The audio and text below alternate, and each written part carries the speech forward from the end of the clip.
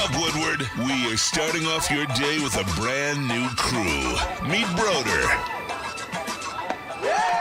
I can't control my arms sometimes. My limbs are just kind of flying. Detroit Kool-Aid. Fired up. Y'all got Kool-Aid. I'm fired up. But with the Wake Up Woodward crew, he's actually a part of the family. Flannel Sam. Ask me about my wiener. Okay. Along with JB and KG. Wake Up Woodward gets you all of your Detroit sports talk. Every morning, 8 to 10 a.m. Live on Woodward Sports. A show for Detroit, by Detroit, with people from Detroit. Tell Siri to set an alarm, because it's time to Wake Up Woodward.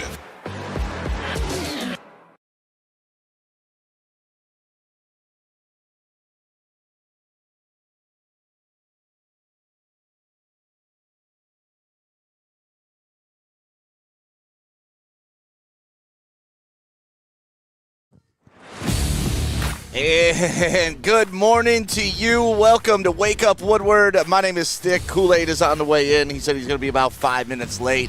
We were up late last night taking phone calls from Hayes Social, the post-game show, for a Lions victory.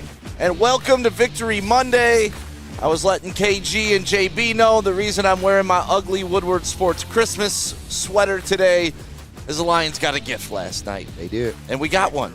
And it's nice. It's a little pre-Christmas gift. Get you in the holiday spirit. You know, some people had a rough week this past week with what goings-ons in the United States. And this was a way to lift you up, to make everybody feel good. For all of us to come together despite our differences in any area, we all bleed Honolulu blue. You damn right. They all can't be Mona Lisas, man. It just is what it is. But for the team to go out there on the road and pull out a victory like that, I just have never seen that as a Lions fan. I've never seen a road victory in which they come back. Your starting quarterback throws 5 interceptions before the third quarter was even over, man. So your defense stepped up. Your running back stepped up when you needed them to. Your pass rush stepped up when you needed it to. Like, it was a full team effort, and sometimes you need all 52 to go in there and get the job done, and that's what they did, man. Shout out to the Detroit Lions getting a huge victory in Houston in primetime.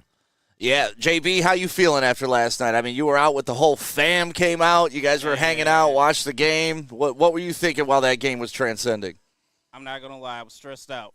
Yeah. Stressed out that first half. But you know what? This goes to show you this win last night, especially Jake Bates. Shout out to Jake Bates as well, too. But this goes to show you that this team is special. This is a magical moment, a magical run that we're going and experiencing right now. Just a simple fact that Goff threw 5 interceptions in the first half and still found a way to come back and win this game. It's damn near impressive. You have to be proud of this team that we have right now. Yeah, and the fact that they did it against a quality opponent like that. Like we were talking during the post-game show, it's one thing to do that to the Tennessee Titans. It's another thing to do that to the Jacksonville Jaguars. It's totally different to do it to a first-place division-winning team, go on the road, down 16 points, take everything that they can give you. Your quarterback has arguably the worst game that I think we can say in his entire career, and the whole team was there to pull it out. And we were talking how it's all 3 facets of the game. It's not just offense that had to come through at the end. Defense had to get a hold.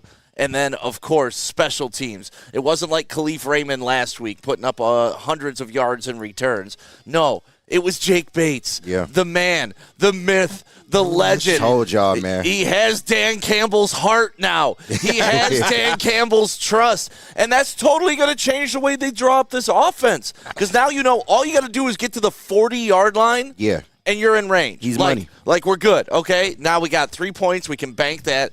So Ben Johnson can call a little looser offense. It could lead to Dan Campbell going for it more in different situations because now they know, all we need to do is get to this 40-yard line.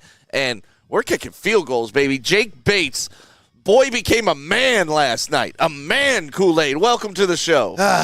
All I need now is just a cigarette after that monologue. I man. know, That right? was just, Damn. filthy and sexy, man. That's what Victory Monday is. And Stick, you're laying it out there right, man. Like, everything.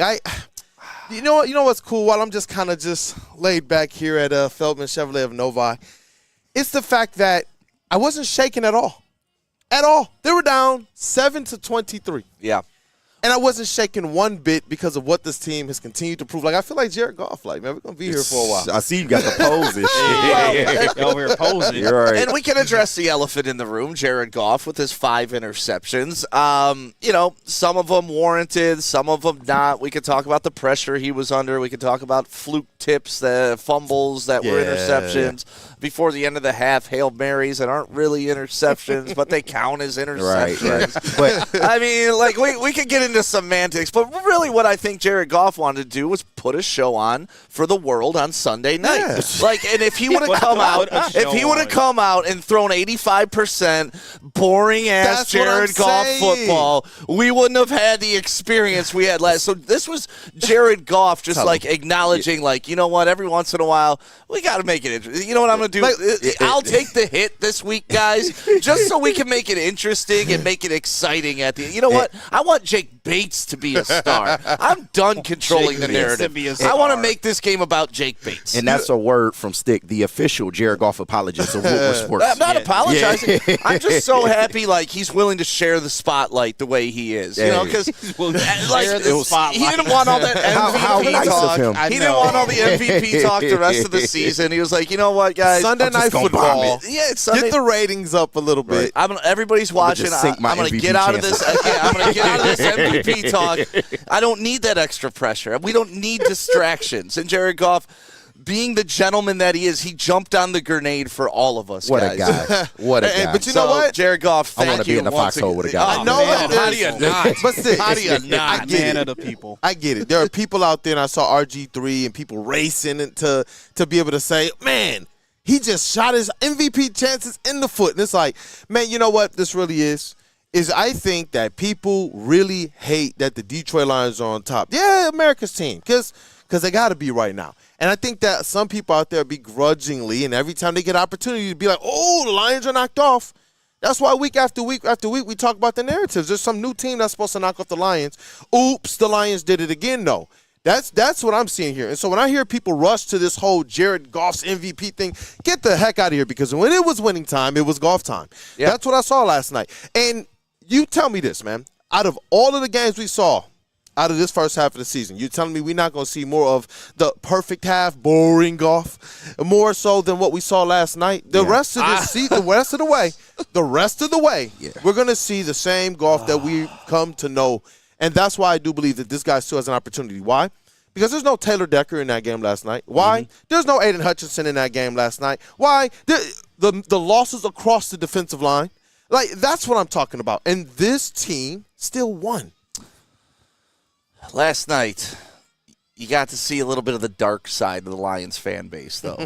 I mean, let's be honest. They was in there on the ledge, jumping off. It was like that Homer Simpson meme in reverse. Yeah. Like, these mother were coming straight out of the weeds like, I've been waiting for a game like this. I've been waiting for y'all to mess. Yeah, I told you, Jay. Right. He's a turnover machine. And, you know, the chat was full of Vikings fans started to pop up, 49ers fans started to pop up, even some Green Bay Packers fans. Packers, like, come on, Green Bay, we just mopped the floor with you last week, and then you're going to come in and start running your mouth again. But once again, trash. The boys rallied, and you know, thinking back on big plays in that game, obviously we're going to touch on all of them throughout the show today.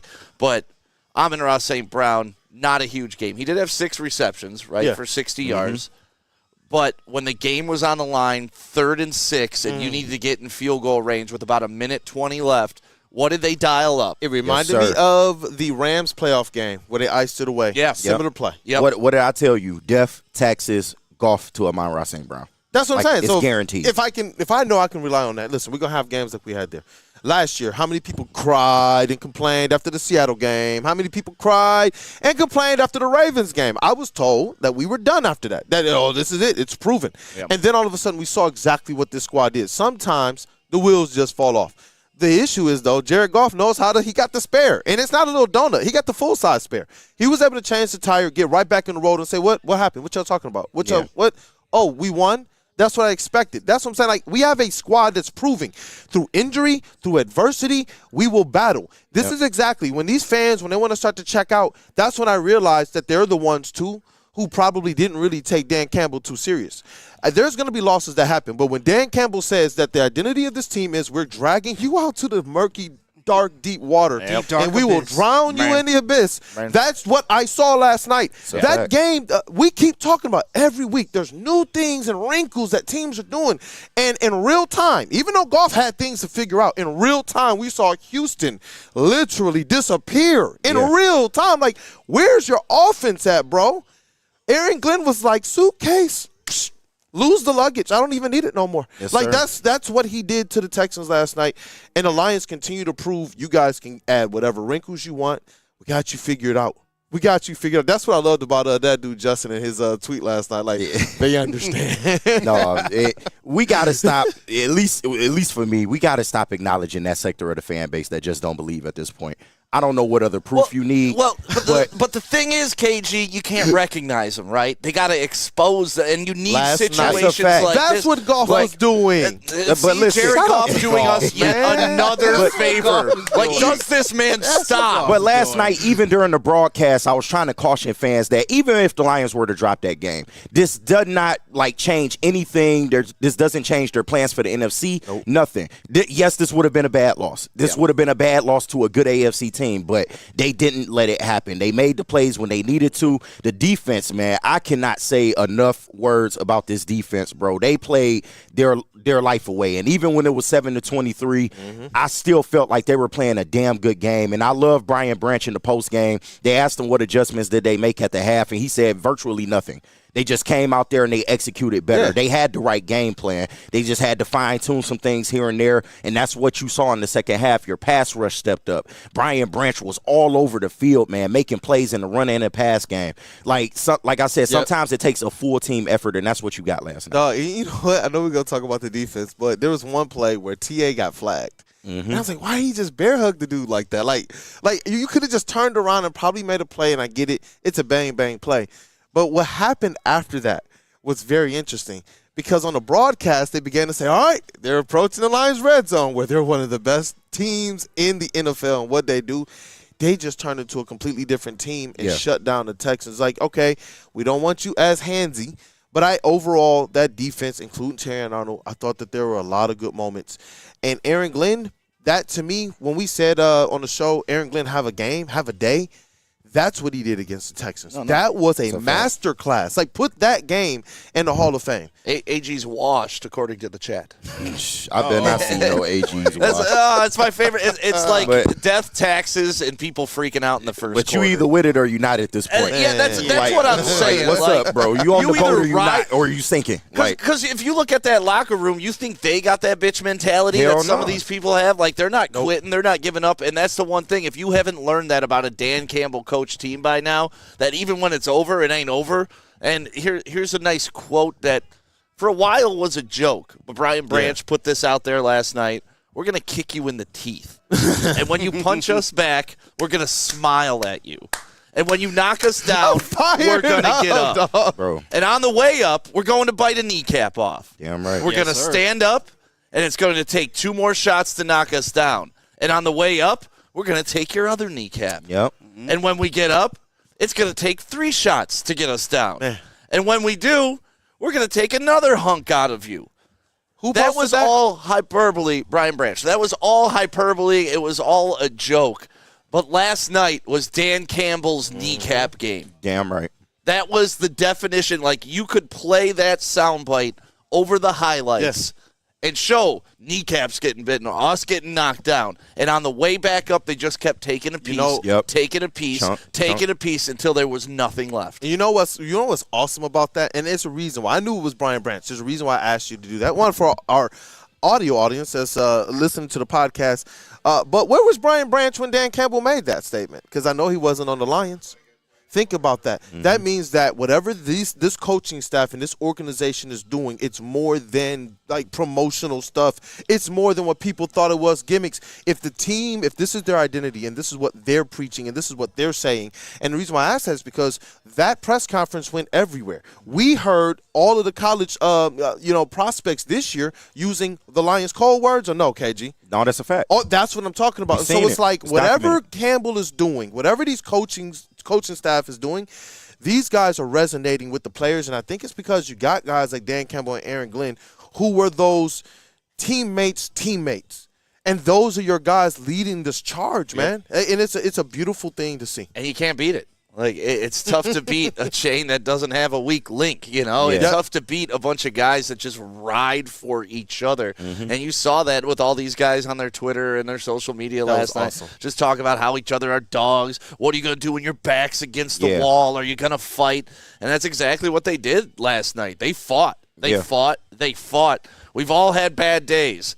Sometimes it gets the best of you. Last night it did not get the best of the Detroit Lions. This could have been the Buccaneers game. They could have easily just said, okay, we take this loss and we'll just go back and regroup, and they did not do that. Yeah, they could have been, hey, what are we sitting, 7-2? Exactly. I'm comfortable there. But no, instead they do 7 wins in a row. I don't think it's ever been done in the franchise. No. 8-1. Yep. First time since 1954. While Philly is heating up. 1954, guys. Yeah. Think about that. That was 70 years ago. 70. That's a fact. And that's almost 100 by my calculations. And what else this game proved to me? I'm not scared of any other damn team in this NFL. I mean, if the Lions didn't prove that they're the best team in the NFL last night, I don't know what the fuck you were watching. Just being completely honest at this point. We got to be realistic about this team. I'm not scared of the Chiefs. I'm not scared of the Eagles, although they're playing good football. They can compete with anyone, any single team in this NFL. And it doesn't matter what it looks like. If it's a shootout, if it's a grimy, dirty defensive game. This year, it don't matter. Outdoors. How you want it. Doesn't matter. Oh, they did have Your trap or my trap? They Where you had want the it? roof open last night, so technically last night was an outdoor game. So Jared Goff, once again, in the elements, folks, against all odds, bringing your team back. Man. This team is amazing. Mike G in the chat, Stick, did you see Zadarius pumping up the D on the sideline? Yeah. I mean, how could you miss it, bro? They showed it almost every single play. He was damn near a mascot, lad. Like, he should have been dressed up as Rory, and we would have been good to go on the sideline. And KG and I were talking about sitting him and him not playing this game, and I think they played it absolutely perfect now. Because they were playing with house money with him. If you would have put him in there and they go out and lose this game, it would have been like, why did we add this guy? He didn't give us the pass rush. Like, then this stupid narrative starts. Yeah. But instead, now you won without him. You're adding a better piece moving forward. Yeah. And if you lost, it would have been, well, we didn't even have our new piece. Like, it almost gave you like some insulation if you were going to lose this and drop this game. And just from an aspect of a coach and the psychological components there, being able to win a game like that without Hutch, without Taylor Decker, you're talking about two of your leaders. And then Zadarius Smith, hey, you know what? Just go ahead and get that bye week. We got you, bro. We got you. That type of stuff, and you cash in on it, that's the type of stuff that'll have you going right back to the casino and betting the house. And that's what I believe this team has done. They have bought into completely what Dan Campbell is selling. And you look at this thing. Think about it. It's not just like, okay, well, we know when the good's good that Dan Campbell's method is working. Right. We know we can believe in it. This is a situation where even when we're facing loss, injury, ejection, adversity, where we're down multiple times, we've seen this already. Spot your 10 points. It doesn't matter. And both times on the road to first-place teams. On the road, bro. To first-place teams. Not just the first-place teams, to the teams that I heard were the darlings to take out the Lions. I mean, listen, it's going to be tough for me to trash Sam Darnold today because of what Jared Goff did yesterday. But Jared Goff did it calculated. Yeah, Jared Goff, there was a purpose behind his 5 interceptions. It was a purpose. Sam Darnold's purpose was that he's just a garbage quarterback. Man, go fight to the end. I love it. He will. He will. For Jared Goff, he will. We ride or die, man. That's it. You're in the foxhole or you're not. But like I said, they can't all be Mona Lisas, man. It just is what it is. Your quarterback had a bad day. Your team picked him up. Well, listen, there's a thing called the law of averages, right? Yeah. And that is a real thing. And Jared Goff had been playing above water for a long time. Yeah. There was going to be either a slow progression back to a normal status quo, or just fucking do it all in one game. Right. Just get back on track in one game. Now it looks like you're having a normal season. Right. It's not a crazy season. I mean, you look at his last 2 games, I think he's got a 300 yards combined and 5-6 interceptions. Like, yeah, it's just wild. It's absolutely crazy. And I'm glad you made that point, because this does not take away what Jared Goff has done all year long, man. He has been that quarterback. Yes, this was a clunker, but overall, he has been that guy, that 18 for 18 guy, the guy that's completing 83% of his passes. Like, he is that same quarterback. So I would urge Lions fans, just chill out. It happens. It's the NFL. You were going against a damn good team on that other side at home. So it is what it is. He'll come back better. He's not going to keep getting listen, these fans better. How ridiculous. That's like a Madden game. Like, it's I predicted it's that. a Madden I game. don't think I've ever done that bad in Madden. Fans, they really do got to chill, because Jared Goff makes me comfortable as a Detroit Lions fan. Yes. Yeah, we saw Matthew Stafford have comebacks. We've also seen him put himself in a hole and not be able to dig himself out. With Jared Goff, though, especially over the last couple years when it's mattered, we've seen Jared Goff have a bad game, but the Lions are still able to get a win. And when it's winning time, he's absolutely surgical. I looked at you last night, and it was the drive that we needed, and I said, watch him. We're about to get surgical Goff. Yeah. Like this, he locked in, and it's like nothing else that went on in that game mattered. And I'm so glad, because those turnovers, we all looked at them as these were fluky and opportunistic, but how many times can you see a quarterback who has those situations and now all of a sudden their head's dropping? And all of a sudden their play's being affected. Instead, Jared Goff still went out there and was the quarterback that we needed this team to have. He stayed the course, right? Stayed the course. And that's the inflappable Jared Goff, you Right. know, like, and that's what you want. Honestly, you want. It's just like a baseball player. It's just like a basketball player. Kool-Aid, I know you can relate to this. Steph Curry misses 10 three-pointers in a row. Yeah. That doesn't mean he's a bad three-point shooter. Yeah. Right? Just because Jared Goff did this doesn't mean he's a bad quarterback. He had an off moment, but then he had a great fourth quarter and got us right back in the game. Precision, dropping the ball off. You know, that one screen pass to Jahmyr Gibbs, it doesn't look like much, but when you can loft a ball like that and let the running back run under it and catch it at 100 miles an hour, it totally changes the play. Yep. Because you're cutting off angles, you got all the momentum, and then you saw Penei Sewell out there blocking people. He blocked someone, looked around like, oh, the play's still going? All right, shoved another dude to the ground. Shout out Amon-Ra, too. I forget which play it was, but he had a mean block as well. Yeah. And that's what we saw these guys doing. Grit is a real thing. No, it's not just a marketing term. I'm glad that they found a way to make some type of money off of that, because way to go Lions. Like, go Lions, but this is their identity. Lions. They were getting whooped, and the game never really got away from them. That 10-point lead was pretty there the whole second half. And we've been there as Lions fans, right? A game you feel you've dominated, but all of a sudden you look up and it's still a 2-score game. Yep. How is it a 2-score game? Exactly. And then next thing you know, when we had the ball at up 10, it's like any score here puts so much pressure. Even if it's a field goal, now all of a sudden it's a 1-score game. They screw up, they throw an interception, they fumble the ball. It's like all the pressure is on them. And you saw they did not respond well to the pressure. And this is a difference between a team that's on the upswing, like a Houston Texans. Like, last night reminded me of what we were in 2022. When we were, 9-8, we made that charge down the stretch. Even to some extent, a little bit of 2023. You can just tell the Lions were a good team, but they weren't there yet. And that's what you saw with the Texans last night against an experienced Lions team who has been through adversity, who has been through the challenges, and that know how to come out on the other side and know how to win games, man. And it's amazing to see. They are Super Bowl caliber. Listen, as good as C.J. Stroud was in last year's playoffs, I saw a guy last year who didn't know what to do when Aaron Glenn just got crazy in that second half. So it's interesting to see, like, Jared Goff, there is, like I said, another level. Whether he's playing good or bad throughout the game, we've seen him now go into winning time and absolutely erase everything before that. And you know what? I got to tell you guys about the absolute best Lions pregame party. Every single home game is right in the heart of downtown Detroit at Detroit's very own Second Best Bar. And, it's located on 42 Watson Street. Hey, listen. And so you guys got to show up. It's the ultimate fan experience. You get to enjoy some smooth Tullamore Dew Irish whiskey while catching the Woodward Sports pregame show. Only at Second Best Bar. Come get some. Can't get enough Lions coverage? Make sure you catch all Woodward sports shows every game day. Wake up with Woodward and Maine, giving you the latest insight into the Lions locker room and press conferences. Then join the Lions pregame show, highlighting key matchups, injuries, and what to watch for during the game. Follow all the ups and downs of the live game action with our Woodward Watch Party live on YouTube and woodwardsports.com. After the game, check out the instant fan and host reactions with the Lions postgame show. Every game, it's wall-to-wall, kneecap-biting, high-fiving, chest-pumping Lions coverage. Hell yeah! Only at Detroit's #1 sports network, Woodward Sports. Woodward Sports, let's go! How do people feel about getting a Planet Fitness membership for $15 a month? How do they like working out in a clean and spacious gym that's filled with equipment for every workout?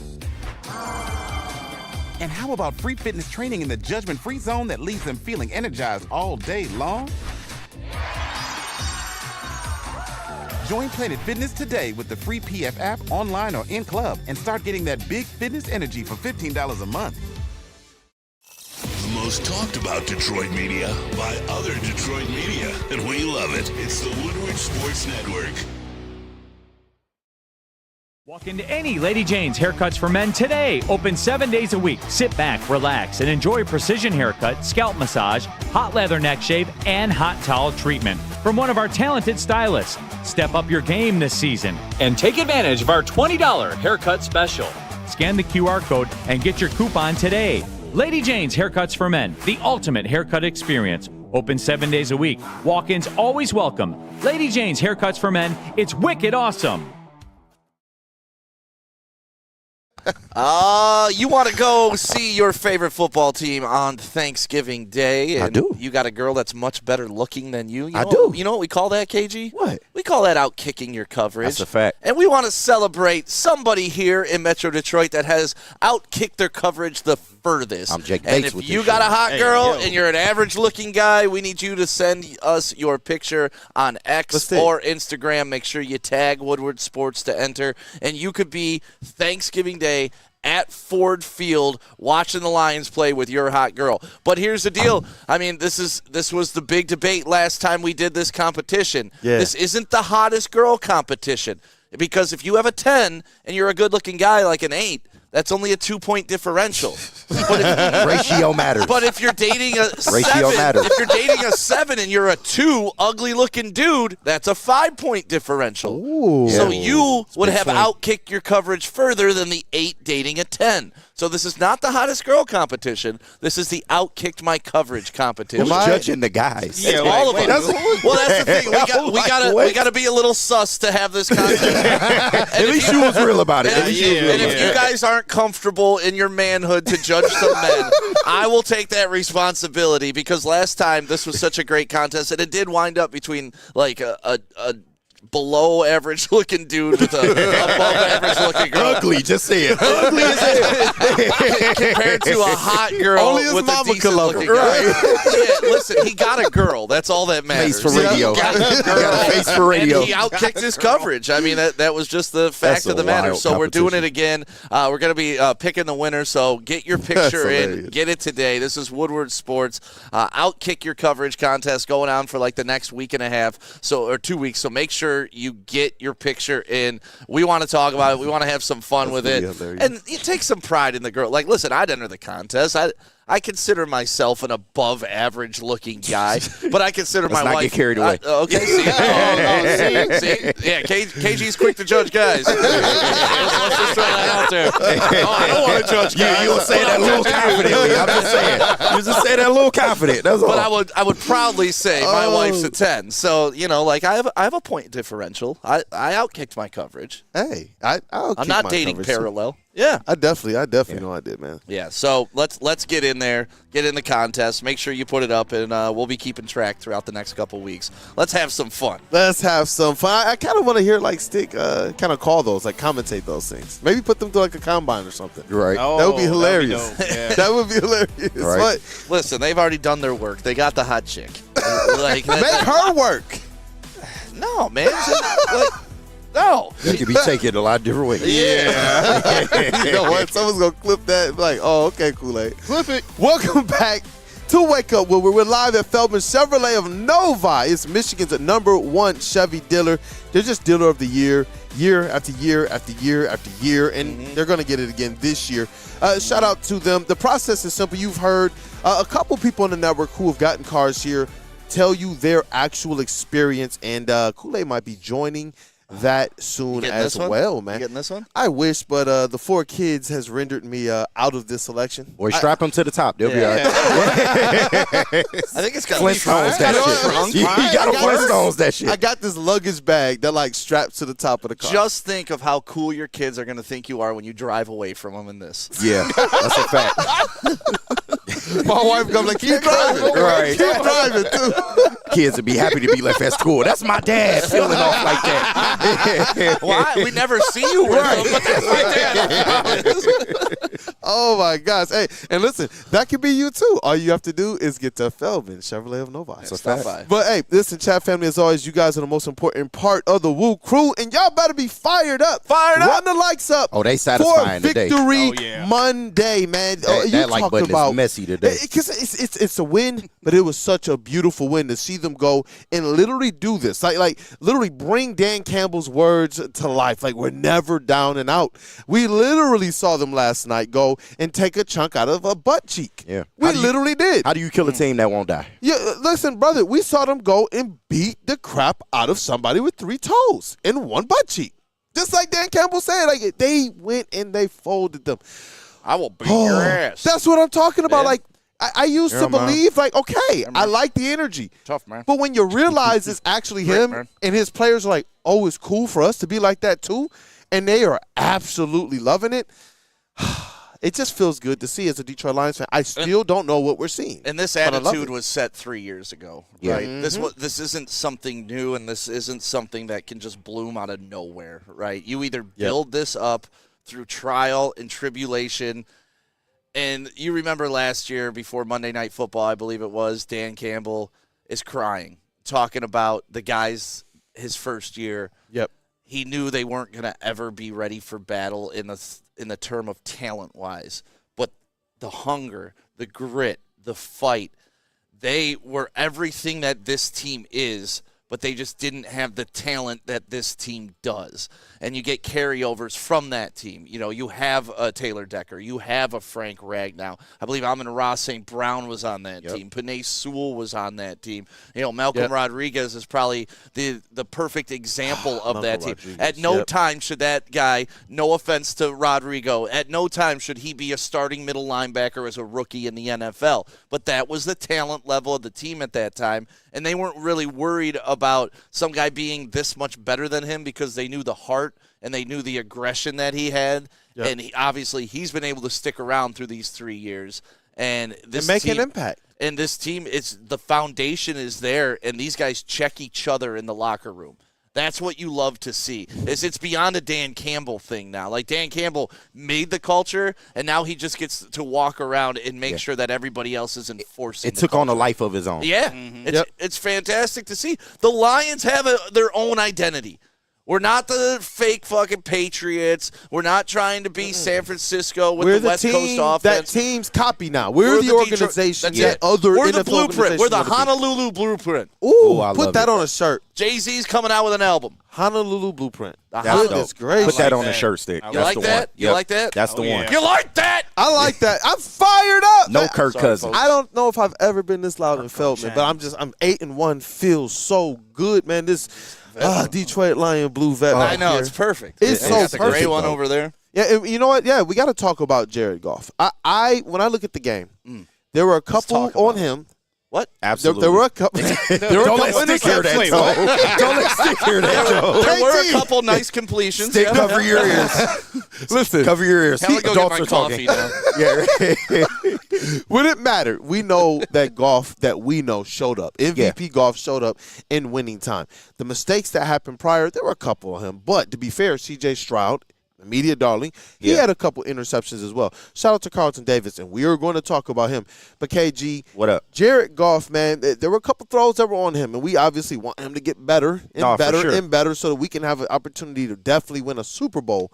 But talk to me about Jared Goff. Like I said, a couple of these were Yeah, clearly. Like, they weren't all on him. Yeah. They weren't all on him. I mean, you just had a lot of bad luck in certain spots. Maybe one. One in particular, that one that was at Towards the end zone, right? Yeah, that was in the red zone, man. He had a clean pocket, maybe his best clean pocket that was of the a great game. Interception, and he just sailed the pass right over, I believe that was Laporta.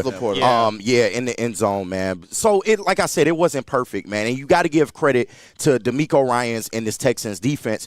And I said it on the watch party. They were out-coached in the first half, just flat out, point-blank, period. They came with a blitzing scheme that this offensive line just could not really pick up. You saw Penei Sewell. He didn't have his best outing. Dan Skipper, I felt like he played a damn good game, in relief of Taylor Decker, but they just were overwhelmed, man, and they could not figure out how to stop this blitz. I'm hearing all that, and I'm just cheesing, bro. No, but you're just still cheesing over there. But no, but I'll tell you why. I'm gonna get to the silver lining, but because of that pressure, Goff was forced to make a lot of bad throws, bad mistakes, and after a while, you can tell he was pressing, and the score, although it didn't get completely out of hand, you can tell he really wanted to get all of those points back in one shot. And he just needed to take what the defense gave him. He needed to go with the game flow, stick to the game plan. They didn't break away from the run game. I'm so happy they didn't do that because that ultimately helped you in the end. But Jared Goff, man, I feel even more confident.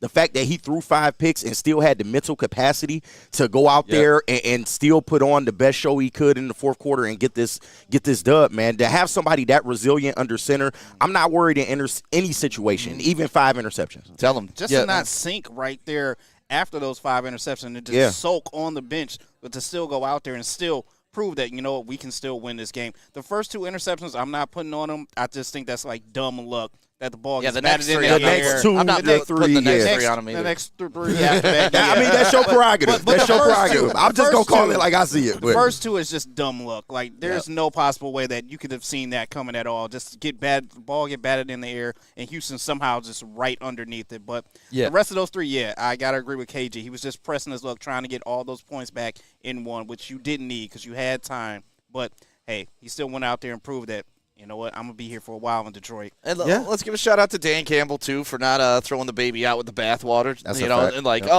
it's panic mode. Let's try a different quarterback. It's not working. Right. It's just not his day. Or just have Jared Goff drop back 60 times in a game. You don't need that either. That's not really helping you. But that's why I was cheesing the whole entire time you were talking about that. It's the narrative that, excuse me, I've been calling out the last couple of weeks here. Excuse me. And it's this narrative that teams are trying different wrinkles. So whatever the Lions are going in and trying to, all right, this is what Houston has put out there on film. We're hearing directly from the players and the coaches now that teams are scripting different things. Yeah. And the issue is this. How much can you script in a week? So, you might be able to say, you know what? We can try some new wrinkles. We can try some different terminology. We can try and put some different things than what they see on film out there on the field. Yeah. But what happens by the time we got to halftime and I saw Dan Campbell speaking, I saw a guy where the light bulb had gone off. I saw a guy who was like, no, this is what's going to happen. Yeah. And trust me, we're going to get some interceptions. These things can change the complexity of the game was the gist of what he was saying. And that to me is where I'm starting to draw a lot of my confidence from in this team as well, no matter what the situation is. Not that they are going to go undefeated the rest of the season, which they have a great chance to, but they look like they figured things out again. Remember the last 2 weeks, Jared Goff went at halftime and said, they did some different things. He said that they did some different things than what we prepared for, but as soon as we figured it out, we were good to go. He said this 2 weeks in a row, and then we saw Houston go out and do a few different things, and they were able to take advantage of the fact that the Lions were missing some major players. They schemed it up well. The issue is, though, we have dogs no matter what. If Penei Sewell's getting beat, it's just a matter of time before Penei Sewell is the best NFL player in the game again. Yeah. And that's what we saw yesterday. This team and the defense, man, I know we're going to talk about them. The defense, they've continued since the beginning of the season to make sure that when it's winning time, this team has opportunity. But goodness, man, just the identity of this team is what I love. The resiliency, the ability that there's never a time that it's out. Never a time. To know that they were able to do that gives me so much more confidence against a good opponent heading into the stretch of this season, man, where, think about it, like Philly's hot. They are. If we lose that game yesterday, we're looking at the standings this morning, and we're seeing a couple of 7-2 teams atop we're seeing the Vikings NFC. tied with us. That's what I'm talking about. Ugh. That's what I'm talking about. That fraudulent, purple Vikings. But you just said fraudulent. That's what I'm saying. Yesterday, we talk about fit checks. Yesterday was one of those checks for the Detroit Lions, and they passed it. They passed it. Definitely, man. Sheesh. But we got to give some homage to the defense. We got to talk about Carlton Davis. We got to talk about even the rookie Terran Arnold. We got to talk about Aaron Glenn because he had a day. Well, what a luxury it is to be able to throw 5 picks. Like that, honestly, what a luxury. What a luxury. It is like that's how good the defense. It's like having a big brother that'll beat the hell out of anybody for you. Like, all right, I'm drunk out here doing wild shit. That was Jared Goff yesterday. That whole defense deserved the game was ball. there. And to me, the biggest play was getting that turnover immediately coming out of that second half. Yes. I mean, we could get into this a little bit later, but I thought Dan Campbell mismanaged that 2-minute warning with the ball. He did. With 3 timeouts. Yeah. And then kicking the ball back to them. They were able to get that last-second touchdown before the end of the half. But giving the ball back to them, it was like, oh, my God, if they score here, then it's definitely like it's going to be an extremely high mountain to climb to come back. Not impossible, but your odds are just getting slimmer and slimmer. And what do? They come out, very first play, Brian Branch jumps the route, gets the interception. At that moment, you're looking at the scoreboard, and it's like, okay, if we score here. It's manageable. Yeah, it's manageable. Obviously, they didn't score on that drive. They gave it back, and there was an exchange. But then they scored. So, like, just getting that momentum and, like, what that does to a C.J. Stroud in his head. Because say what you want about Jared Goff not getting gun-shy. It seemed like C.J. Stroud got gun-shy as the game went on. I mean, some of those sacks that he took. That was crazy. A second and 30 because he dropped back. Like, he held on to the ball too long, and you could talk about Jared Goff's incompletions. Those aren't sacks. And C.J. Stroud, and that goes back to what you were talking about right now. It's the defense. They put the pressure on. They made it uncomfortable for C.J. Stroud in that second half. Bro, look, they literally drugged them into the deep, dark waters. And you're not going to drown right away. You know what I'm saying? As you step out longer and longer, you start to feel the gradient go down. You start to feel the sand slip underneath your feet. And that's what we saw yesterday. We talked about this, that it was important. We want them to get the sacks. Carlton Davis got that interception? Yeah, Carlton Davis had 2 of them. I thought that was Branch. I'm sorry. No, you're Carlton good. Davis, My both bad. of them. My bad. Yeah, no, you're good. You're definitely good. CD3 played a game yesterday, man. We're going to talk about him. He was absolute baller. And the one thing we talked about is, aside from pressures, like, hit the quarterback. So even in the plays where they weren't getting sacks, they beat up C.J. Stroud. And so as the game goes on, you see him start to get gun-shy. You see him start to not really recognize what's going on with the defense, and they had him all figured out. And it was cool, too, man, because I know we got to talk about Brian Branch and more in the next segment. I want to get into this defense and break it down, but just shout out to Sione Vaki. Man. So that double tackle. That shit was mean. No, because think about when it happened. There were a couple fire-me-up plays. He had that one, and then the defense went out and then had a good stand. Yep. And I saw them getting all fired up, and I saw them like slapping hands. I saw them yelling at each other, getting over to the side. I'm like, man, but we're still down. But it's when you realize this team truly did not care about the scoreboard. They just knew, hey, you know what? We know if they put up 23.5, we know what our offense is. We can't go and put up 24.5. And that defense, man, they stood on their head. Shut out, man. JB, we can't belabor this anymore. We gotta break down this defense. So what bills are we paying? And then let's talk about this defense. Let's do Planet Fitness. Hey, Planet Fitness. And listen, now it is just $15 a month to have everything that you need to put your fitness number one. It's essential, man, and it's the ultimate judgment-free zone. So you can go in there and work out no matter where you are in your phase of trying to lose weight, trying to gain muscle, trying to even maybe, you know what, hey, just get cut. But I'm not really trying to bulk up a little bit. Their weights weigh the same as expensive gyms? Wow. Really? Their 50-pound weight is the same as the other 50-pound weight. So you mean to tell me that I can go in there and actually get a full body workout without a rock wall? Yeah. Wow. Yeah. What a concept, man. That's crazy. What a concept. And you know what? Great people as well. I love when we did the remotes there and such. Yep. Great people. Great You'll roll on a environment. treadmill, classic WSN moment. Perfect, man. Perfect, man. And listen, guys, get there. $15 a month, 50 Metro Detroit locations. I'm telling you, you guys want that black card, man. That one, that's the one to get. You can get a guest in there. You get the massages, the hydro massages. Planet Fitness, they take care of you. The most talked about Detroit media by other Detroit media, and we love it. It's the Woodward Sports Network. Feldman Chevrolet, Michigan's #1 Chevy dealer, is kicking off the game with the best prices on all cars, trucks, and SUVs, like this 2024 Silverado for just $296 a month, or this 2025 Equinox for as low as $371 a month. Our locations in Novi, Highland, New Hudson, Livonia, and Lansing means we have the perfect Chevy right in your backyard. Get the home team advantage every day at Feldman Chevrolet, Michigan's #1 Chevy dealer.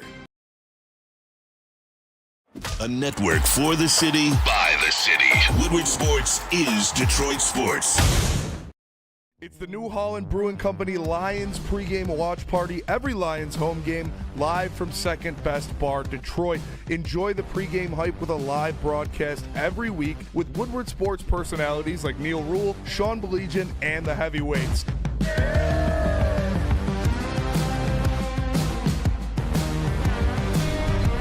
Brought to you in part by Sabbath Coffee and Les Stanford Automotive. Great drinks like Tullamore Dew Irish Whiskey, Tangerine Space Machine, Taller Long Drink, great environment, and even better food. It's the New Holland Brewing Company Lions pregame watch party live from Second Best Bar, Detroit. Brought to you in part by Sabbath Coffee Roasters and Les Stanford Automotive. Come get some. Hey, you're going through some stuff, whether it's criminal, whether it's any type of legal thing. Oh, he's on his way back? Kool-Aid's on his way back. That's right. We just divorced Kool-Aid for this next segment just for a little bit because we got Neil Rule here, and KDK Law is going to take care of it. So everybody gets to keep your stuff. That's the most important thing of a divorce. You want to keep your stuff. KDK Law, get a hold of them. They're in Birmingham. They will take care of you with excellence. Do it. Welcome back to Wake Up Woodward. My name is Stick, filling in for Flannel Sam. Neil Rule sauntered in. Neil Rule doesn't just walk. No. Neil Rule saunters. Correct. He came in here today to charge his EV. Of course he did. To get here early. Get here early. Fucking electric boy over here. Neil, give us a little tease of what's coming up at 11 a.m. with Big D Energy live from Feldman. We're going to talk EVs, right, KG? Of course we are. No, absolutely. No, I mean, I think it's at this point. What do you say? For real? Like, no, what, seriously. What can you say? Like, and I know that we're supposed to come here and sit here and talk and do the 2-hour show and all that kind of stuff.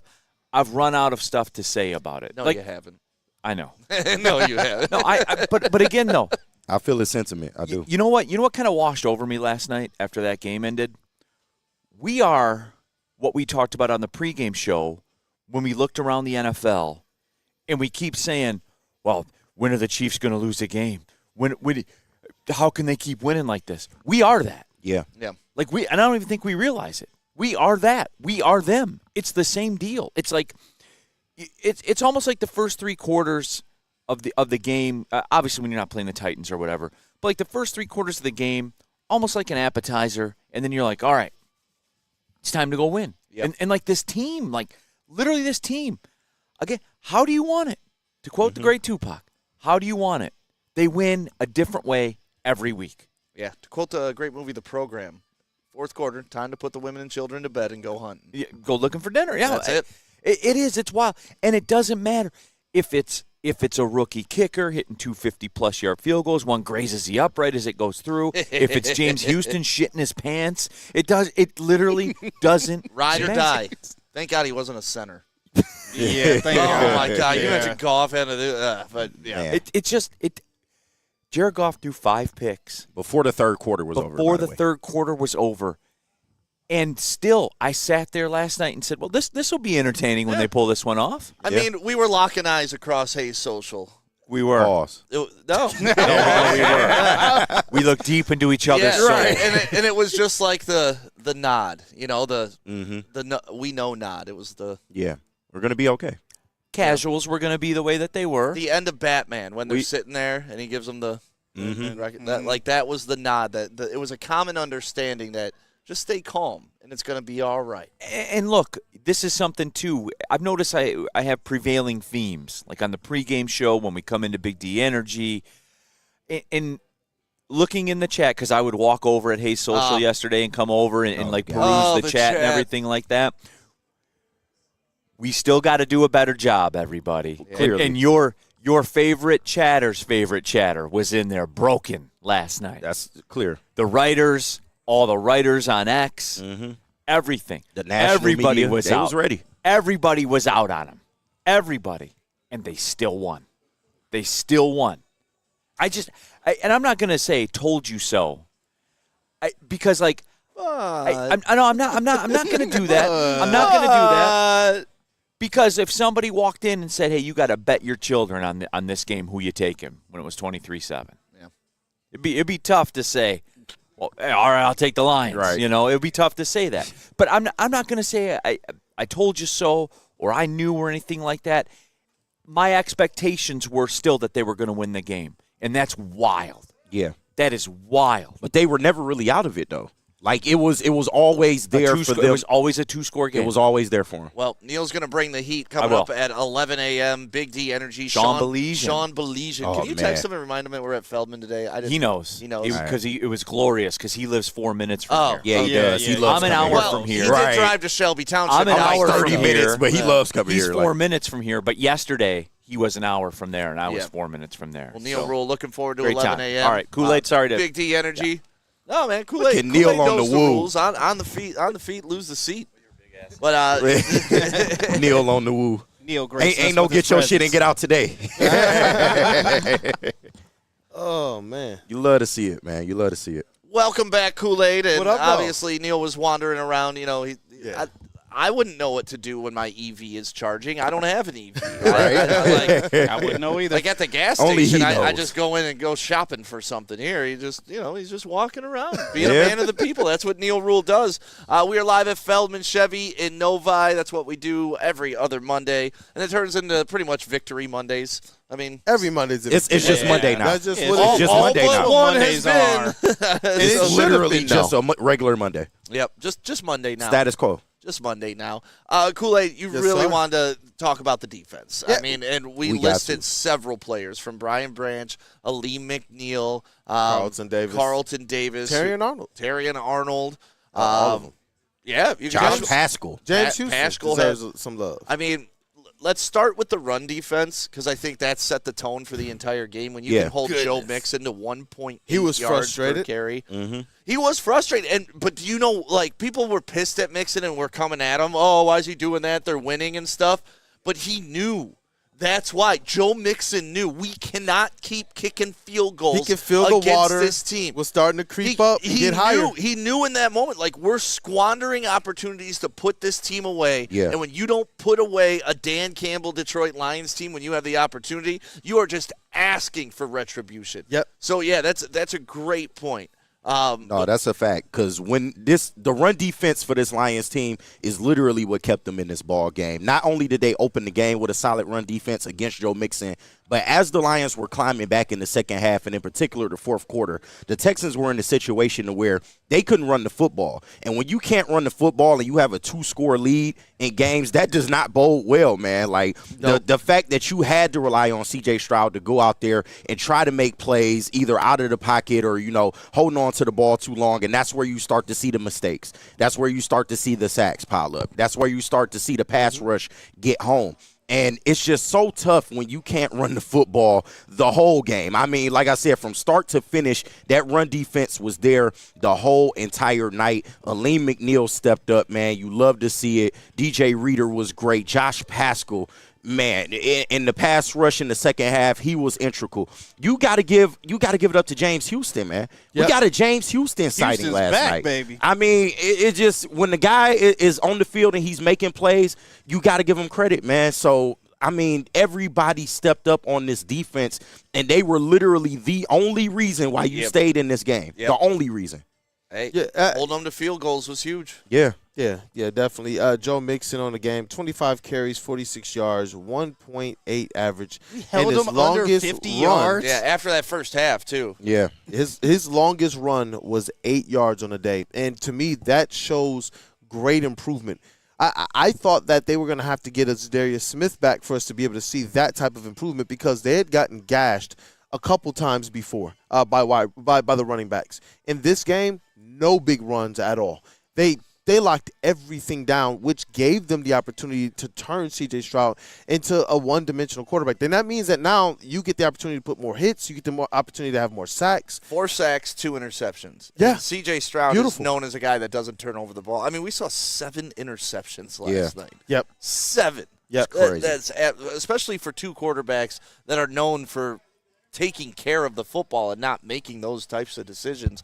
But that's where the defense, I mean, it canceled each other out a little bit. You know, Goff threw 5, they threw 2, so in theory there's only 3 differential. Kind of like the outkick your coverage thing. Right. So, you know, like I just don't know how you're the Houston Texans, what it felt like to be dominating this game and then constantly looking up like, wait a minute, if we trip up a little bit, they on our ass. Yeah. Yep. Like they were literally like Halloween. But You know? I think that They just kept there's a way. marching slowly till they killed you at the end. But I think that there's a way that when we saw the Lions get up on their big lead over the Titans, we knew it's because the Lions were clearly the better team. But in this one, I didn't get the sense that the Lions were being dominated. I got the sense that they were shooting themselves in the foot, and they couldn't get out of their own way. And those were things I was tweeting, like, they're hurting themselves right now. Yeah.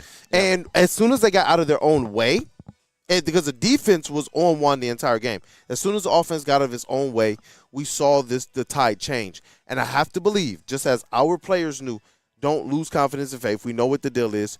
I have to believe that the Houston Texans knew it as well. And that's why we see Joe Mixon acting the way that he's acting. He because knew. you realize, you know, a whole half. If you don't put up 30 points, I'm sorry, that's not enough. Yeah. That is not enough for this Detroit Lions team that's gone out in halves and had perfect halves. Think about that. That's the thing that I love about this. It's like, you know, hey, okay, Jared Goff has gotten off to a bad start. But what this team has consistently shown that they can do is overcome. Yeah. Well, imagine the pressure that the opponents of the Lions must feel, right? Because they know they have to play a perfect game. Mm-hmm.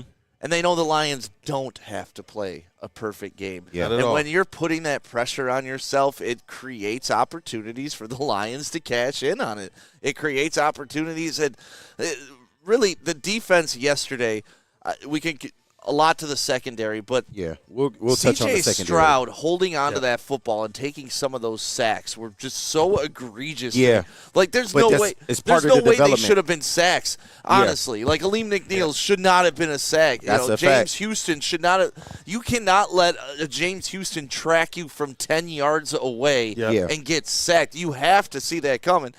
But it's crazy to me that that's how it worked out yesterday. But this is why we forget that as amazing as C.J. Stroud is and has been, he's still only a second-year quarterback, and you saw that yesterday. Yeah. It's part of the development. You saw some young quarterback-type mistakes. Like you said, holding on to the ball entirely too long with a man bearing down right in front of you. Like you throw the ball away.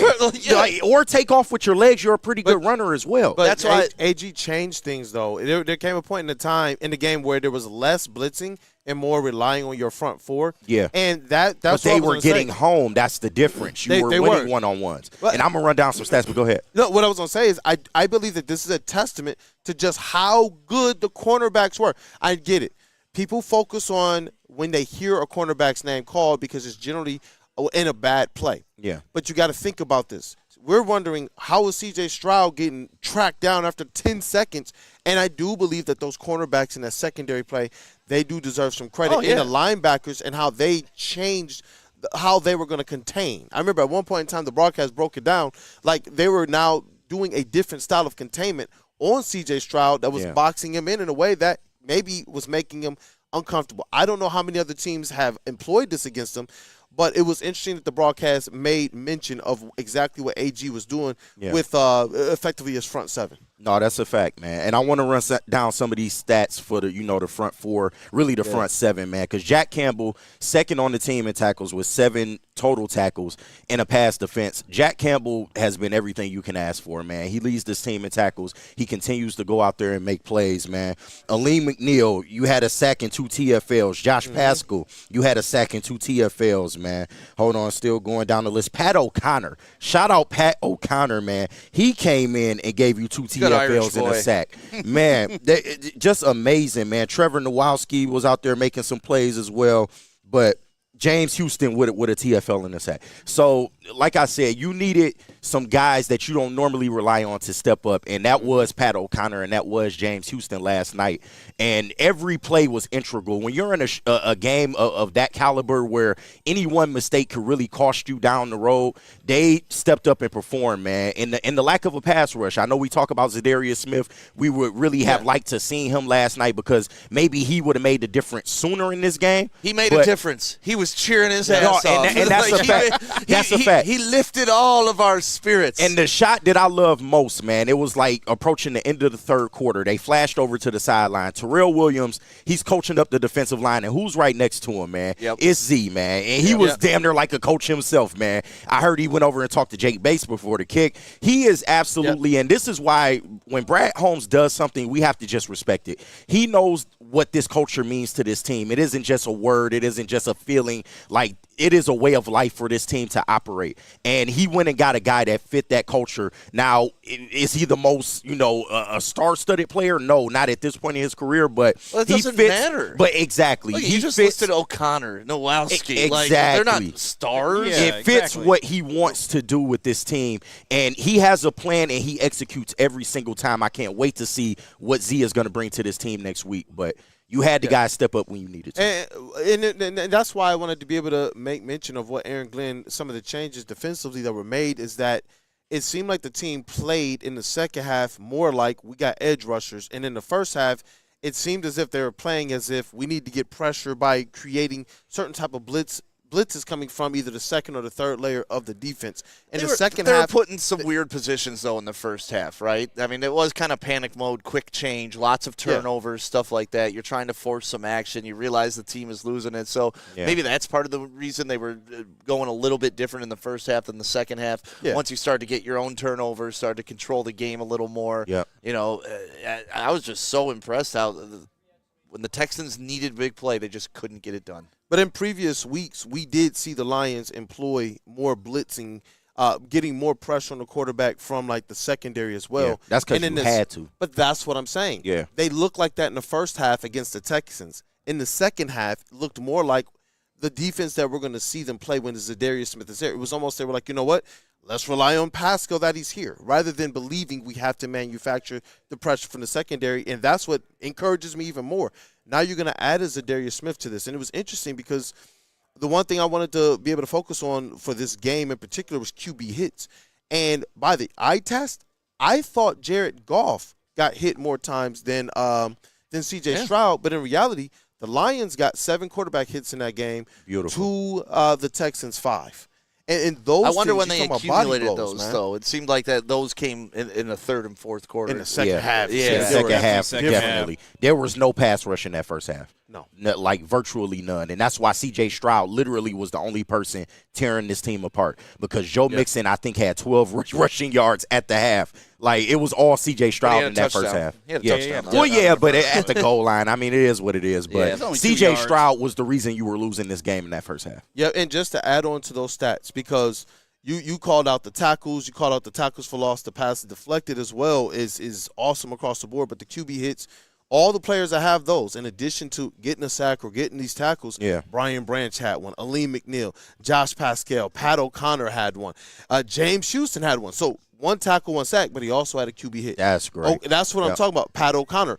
What did he have? He had the 1 sack, 2 TFLs and a sack. But he also had another quarterback hit as well. That's beautiful. That's what I'm saying. It's like these guys down the list were just getting after it. Levi Onwuzurike. Hey, shout out Levi. He had a quarterback hit as well. Yeah. These things, we saw it work out for Michigan. We've seen it work for the Lions. They beat these quarterbacks up throughout the game, and by the end of it, you're seeing quarterbacks just a little bit off. Sailing passes, scared, hearing footsteps. Aaron Glenn got people running from ghosts. That's what it is. This defense is something different. It is. If people don't realize by now, this defense has had several Defensive Player of the Year candidates on it. Mm-hmm. That's insane. And they're a top 5 scoring defense as well. They're a top 10 in all defensive metrics. Top 5 red zone defense. Like, we got to be real about this defense. And I know before the season we were kind of like, there's no way. Like, if they're just top 15, that's good enough. There's no way they can really scrape top 10. But we are seeing it, man. And they've done it without Aiden Hutchinson, which is the absolute crazy part about it. That's the thing. I'm sitting over quantify here that. just thinking what this team would look like if they still had Aiden bringing that pressure. Man, stop it. And if they would have gone out, it. I still think they probably would have gone out and gotten Zadarius Smith even if Aiden was here. And then, but then you got your bookends. Hey, listen. Then you got your bookends. We got next year to worry about that because that's kind of what you're looking at next year. You're looking at Aiden, you're looking at Aleem, you're looking at Reeder, and you're looking at Zadarius Smith. There's your front four. Nasty. That is dirty. Yeah, like arguably best D-line in the league. Yeah, arguably. So that's next year, though. But there's a lot of unfinished business to go this year. Mm-hmm. Defense, incredible job yesterday. Yeah. We'll touch on the secondary, because we didn't really get into the secondary. But there's Carlton Davis, man. There's one guy I want to talk about coming up next. I think it didn't make a ton of plays, but the 3 he did were probably some of the most important plays in the game. So we'll talk about that big fact. next right here on the Wake Up Woodward Show, live from Feldman Chevrolet in Novi. Fun fact, Novi got its name from the old number 6 train that used to come through here. It was the number 6 stop. Huh. And you see on the train, N-O for number, and then the V-I. Oh, wow. Novi. There you go. Fun fact for you guys. That's pretty dope. I didn't know that. Yeah, the old number 6. The more you know. Yeah. Right? Where we got to go, JB? Woodward and Main and the pregame show. Who's got that, me? Somebody do. That's someone. I'll talk about it. Shit, I'll talk about it. I mean, it's your shit. Woodward and Main. You heard it earlier this morning. Terry Foster, the legend who knows all about Detroit sports and all about culture, talks about sports and culture with the only Matthew Broder. Every game day Sunday, they are on from 8 to 9 a.m. And then the next day after the game, they're on 7 a.m. till about 8 once Wake Up Woodward starts. So you want to hang out with them, make sure you do that. Go check the episode from this morning if you need more Lions coverage. And then, of course, the pregame show with Neil and Sean. I love it because they follow it back up on Monday, which they're going to do at 11 a.m. Neil and Sean. The Snooty Show coming your way. Tone will be had. Make sure you stick around. Tone will be had. Woodward Sports. We'll be right back. Congratulations to the real Coach of the Year, Motor City Dan Campbell. Just put your head down and go to work. It's about to be fun, man. It's about to be fun. Woodward Sports.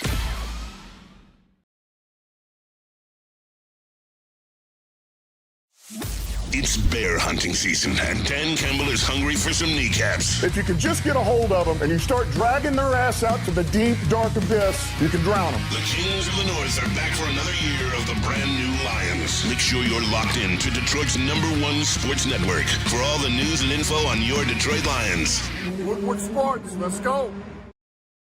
Feldman Chevrolet, Michigan's #1 Chevy dealer, is kicking off the game with the best prices on all cars, trucks, and SUVs, like this 2024 Silverado for just $296 a month, or this 2025 Equinox for as low as $371 a month.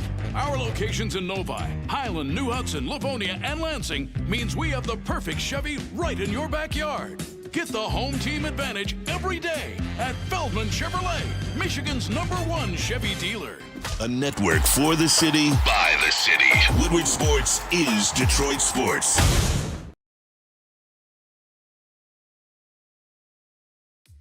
All right, look. How do people feel about getting a Planet Fitness membership for $15 a month? How do they like working out in a clean and spacious gym that's filled with equipment for every workout?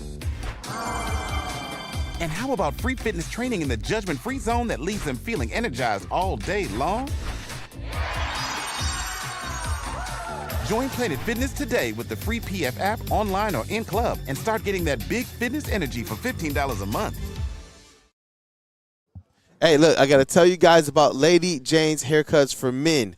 You guys, it's open 7 days a week, and you can walk in any time. Why? Hey, look, they got the haircut special, the $20 haircut special. Don't say it. They got the, the hot lather neck shave. You really struggle with that one. Yeah, man. You're always struggling with that one. I don't know what you guys are even talking about. Look, what is on their mind? Chat family, help me understand it here. But listen, if you guys want to be able to take advantage of all that they have with the talented stylists at Lady Jane's Haircuts for Men, just find that QR code somewhere on the screen, and when you do, you get your $20 haircut special coupon.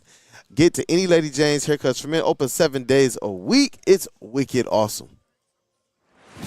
And we are back. It is Feldman Chevrolet of Novi, Michigan's #1 Chevy dealership.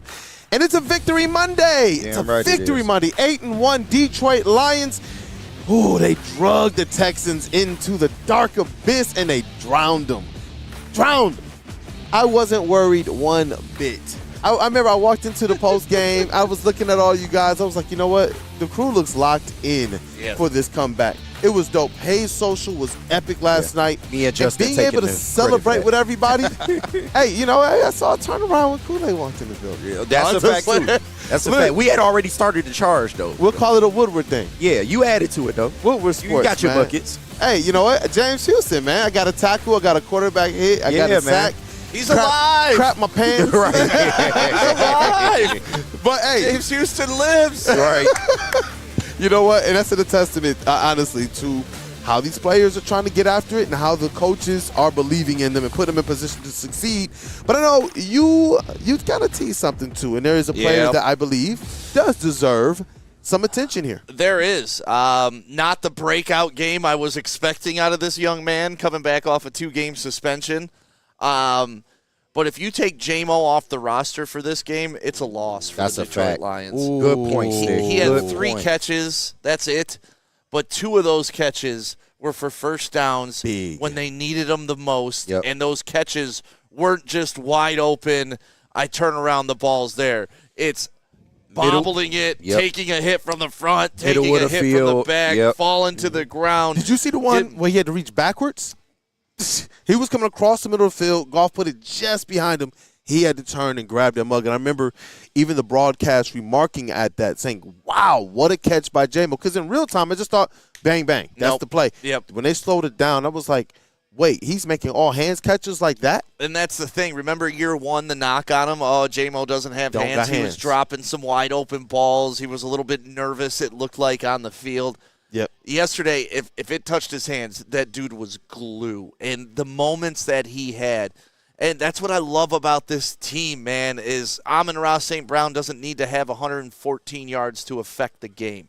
He has 6 catches, 60 yards, and the big first down to seal it till we can get in field goal range. J-Mo doesn't have to have the over-the-top 70-yard take. You know, I'm running, I'm faster than everybody. But you know what he did? He went over the middle. He went over. He's not a speed guy, just a speed guy. He went over the middle, took the tough hits, got the first down. You know, Laporta probably had the biggest play of the game. True, but J-Mo may have opened that up for Laporta down the field. And that all came off of mobile Goff picking up the Vanilla first. Vic. The hardest 1-yard run you'll ever see in your life. That angle he took, boys. That was a beautiful 2 angle. yards. Motherfucker was trucking. 2 yards. Blow the whistle, Blow ref. Blow the whistle. But right off, he picked up that first down. That's when they did that little rollout play, action play, and that was the big play to Laporta right after that. So he was just getting loosened up to be rolled out on that play. No, but I can't speak highly enough about J-Mo in this, especially with all the distractions. You know, with all the BS that has come along with this kid. And I said it last night just joking on the post-game show. Like, my biggest problem with J-Mo is the kid doesn't read the fine print. Yeah, that's outside of that, and that's it. That's That's the biggest problem. He's not a degenerate. He's not an asshole. Thank you. He's not out there doing dumb shit. He's in the you. community. He's handing out money. He's handing out ice cream. He cares about this team. He cares about the team. football. He's like, you could tell he just cares, and he may be a little too sensitive in some ways, but his only strikes against him are because he didn't read the fine print. That's a fact. He wasn't gambling on sports. He was playing a casino game in a team hotel, and that's considered a Lions And if facility. he was literally just outside on the sidewalk, on a public sidewalk, he would have been fine. Yeah, and just like this suspension, you know, like he owned it. He put something in his body. He wasn't aware, according to everybody. Right. Dan Campbell backing him kind of like shows me that it wasn't just him being a dickhead and trying to take some PEDs or something like that. Pack. Once again, I'm convinced it was a honey pack. But he didn't like read the fine print. What's in this shit? He didn't read the fine print. So my only issue with J-Mo is the kid doesn't read the fine print. Outside of that, he is turning into one of my favorite players. And yesterday's game, I love because it's not a big stat J-Mo game. Yeah. He didn't outrun the defense. You know what he did? He out-toughed the defense. That's true. And that's huge. But just imagine if the offense was clicking in that first half. J-Mo would have had maybe 150 yards in that game easy because he was torching that defense. They were not ready for that kind of speed. Speed is man. different, man. It's different. It's It different. is legitimately take the top off. And we keep talking about it. The Lions are turning into a team where whether they're going to utilize something or not, you still have to account for it. I'm going to continue to use that phrase because of Darius Smith, when he's in there, it doesn't matter how old he is. It doesn't matter how effective you think he will or won't be. You still have to account for it. Absolutely. And that's what Jameson Williams is doing. And then when he gets his opportunities, all he's doing is capitalizing. You want to talk about the sign of maturity and growth. He stepped back on the field, and we saw him not just perform well, but bounce back from a bad game against the Cowboys too, showing that, nope, I am more the player that you guys saw me be to start this season. And he was one of the biggest players that we had to start the season on offense while they were still trying to get things going. J-Mo was the offense. That's why when I do see 3 catches for 53 yards and a 17.7 average and as long as 23, I'm like, you know what? For what that game was yesterday, that's a great game. It's huge. And you know what's interesting? We talk about the 5 interceptions. We talk about Goff. C.J. Stroud and the Texans' offense only had 3 wide receivers with double-digit averages in terms of yards per catch. The Lions had 5. Wow. That's a crazy. Jared Goff effect. You know, when he's on, he's on. Yeah. That's crazy. That is true. Like, similar yardage, but he had 5, man. And you know what? Didn't he lose Sam Laporta? Yep. Yeah, That's what I'm trying to think about, all of the losses, dog. I just don't know what we're seeing with this team, but I'm glad we're seeing it. I really am. And it's just – that's why I'm glad that you also brought up Jameson Williams, because it shows that everything right now, whether this team is up or down, everything right now is humming. It really does, and it gives this team a chance to win no matter what the situation is. Who thought that this squad would be undefeated without Aiden Hutchinson? It's crazy. I wouldn't guess that. That's insane. What up, though, JB? I don't mean to break up our Lions celebration. I do have some breaking news. Wait, this going will be perfect for you, Kool-Aid, as coming from Shams. I got the PR. Detroit Pistons guard / forward Asor Thompson has been cleared to play by the NBA's fitness to play panel. Sources told by ESPN. So he is cleared to play. Shout should out, be back man. on the floor Shout very, out. very soon. And you know we got to get some Pistons in maybe tomorrow. But we got to. Yeah, because they had a weekend, man. They did. We got to, man. We got to. I already showed Stick as well. I'll show the people tomorrow. We got some pictures we're going to show people. Showed you as well. Because you know what he was talking about just last night? Asar Thompson.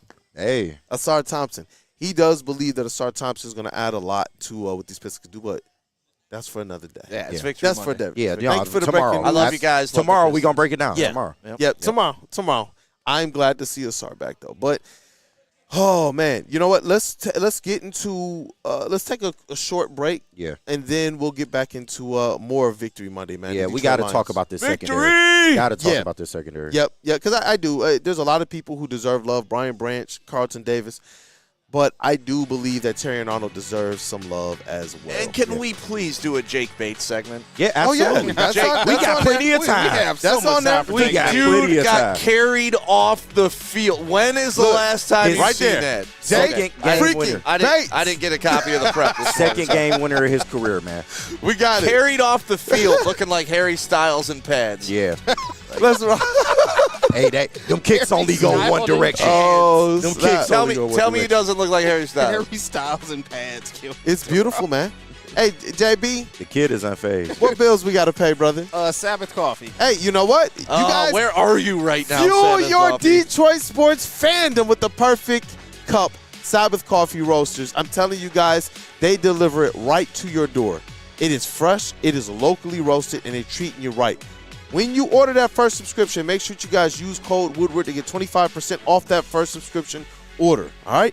Awake, unwind, man. It's a new time. Detroit Lions 8-1. Go get some and Sabbath bring it here. Coffee Roasters. They're right there. They've been there the whole entire season. Part of our Lions game day coverage as well. Yeah, Shout out yeah. to Sabbath When Coffee they drop Roasters. it off for the pregame show, that's awesome. Perfect. I could Sabbath. Come on.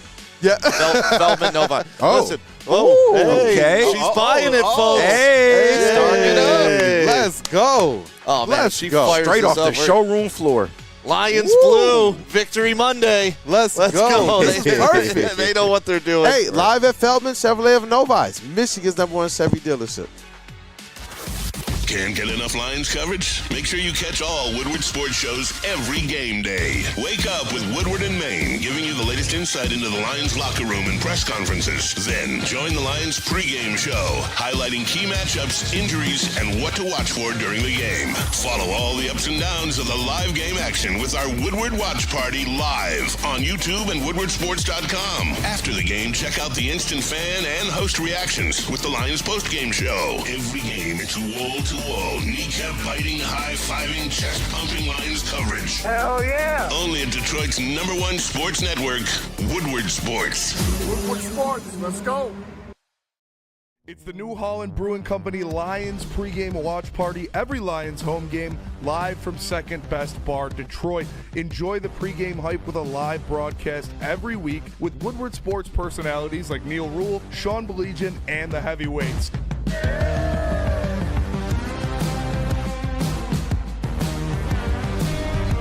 Brought to you in part by Sabbath Coffee and Les Stanford Automotive. Great drinks like Tullamore Dew Irish Whiskey, Tangerine Space Machine, Taller Long Drink, great environment, and even better food. It's the New Holland Brewing Company Lions pregame watch party live from Second Best Bar, Detroit. Brought to you in part by Sabbath Coffee Roasters and Les Stanford Automotive. Come get some. The most talked about Detroit media by other Detroit media, and we love it. It's the Woodward Sports Network. You're an ugly guy. And that's okay, because you have a hot girl on your arm. Now Woodward Sports and Les Stanford want to reward you for outkicking your coverage. I am ugly as by traditional standards. That's right. If your significant other's hotter than you can win tickets to the Thanksgiving Day game in Detroit. So find the best pic of her with the average-looking you and post it on X or Instagram. U-E-G-L-I-N, you ain't got no alibi, you ugly. You ugly. Make sure you tag at Woodward Sports and follow us Winter. We'll announce the winner November 25th. Then you and your much better-looking lady will get tickets to watch Dan Campbell and the Kneecappers. We're going to buy the kneecap off. Inside of Ford Field on Thanksgiving. So find the best pic of her and the worst pic of you. And show us all how you outkicked your coverage. Your mama said you ugly, hey! From Woodward Sports and Les Stanford.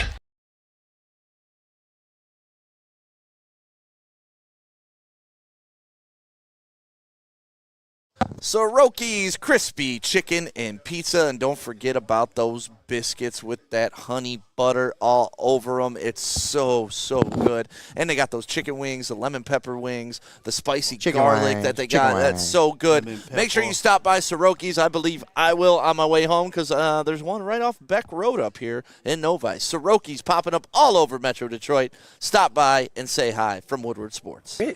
That's it. I don't got nothing else to say. Grit. You look up the meaning of that word, and it'll tell you everything else. Like, just grit, bro. Like, that's all we made of. Just grit. And we are back. It is Wake Up Woodward live from Feldman Chevrolet of Novi. It is Michigan's #1 Chevy dealership. And you know what, man? It looks like we might be able to get the test drive, man, right? Hey, I just take it for a spin real quick. A Victory Monday test drive. Pop the trunk. Hey. It's Wake Up Woodward. It's your boy Brandon Dan, Detroit Kool-Aid. Oh, that's a nice trunk. It is. Yeah. Your credential pistol reporter writer. This is Stick. Trunk. Say hi to the boss. And we got KG on the ones and twos. We got JB Smooth in the TD space. Shout out to our brother Matthew Broder, that dude Justin, Shout intern. No, just Chase GPT now. Hey.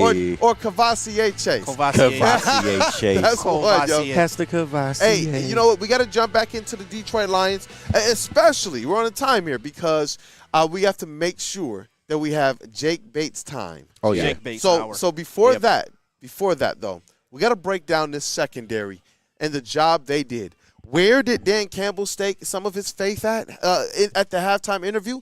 He said we can get a couple of interceptions here, and did like a prophet. The prophet. Did they prove him right, KJ? Yeah, Did they prove him absolutely right, they did. Stick? Hey, listen, and Carlton Davis, 2 interceptions, man. Brian Branch was all over the field last night. It was almost like if you watch Sonic or if you're a fan of The Flash and these guys find ways to be in 2 places at once, that is Brian Branch. That's what he is. I don't understand how this guy is just in the middle of everything, but he is, and I'm so glad he is. And we talk about it too, man. Terry and Arnold, I don't understand how this guy gets the hate that he gets. But you want to talk about a guy who's continued to go out there, and this defense has not suffered. We've seen this defense with below than or subpar cornerbacks and defensive backs back there. And the defense has suffered. The opponent's offense has had wide receivers that just absolutely go off. But this defense has continued to be one of the best defenses in the NFL. Terrion Arnold has continued to have a heavy responsibility. Defenses has continued to try to target and to pick on him, which means the amount of attempts that he's going to face are going to be more. He's going to have more opportunities to have a flag, but you know what? He also has a lot of opportunities where he's making a good play, and he's contributing to this defense being one of the best in all of the NFL. And I want to call them the best in the NFL. I want to call them elite. I'm looking at what this team has continued to do, and if they had Hutch, it would be hands down. I would be saying elite, the best, hands down. But even right now, out of what we saw them do, and those cornerbacks have a lot to do with it, man.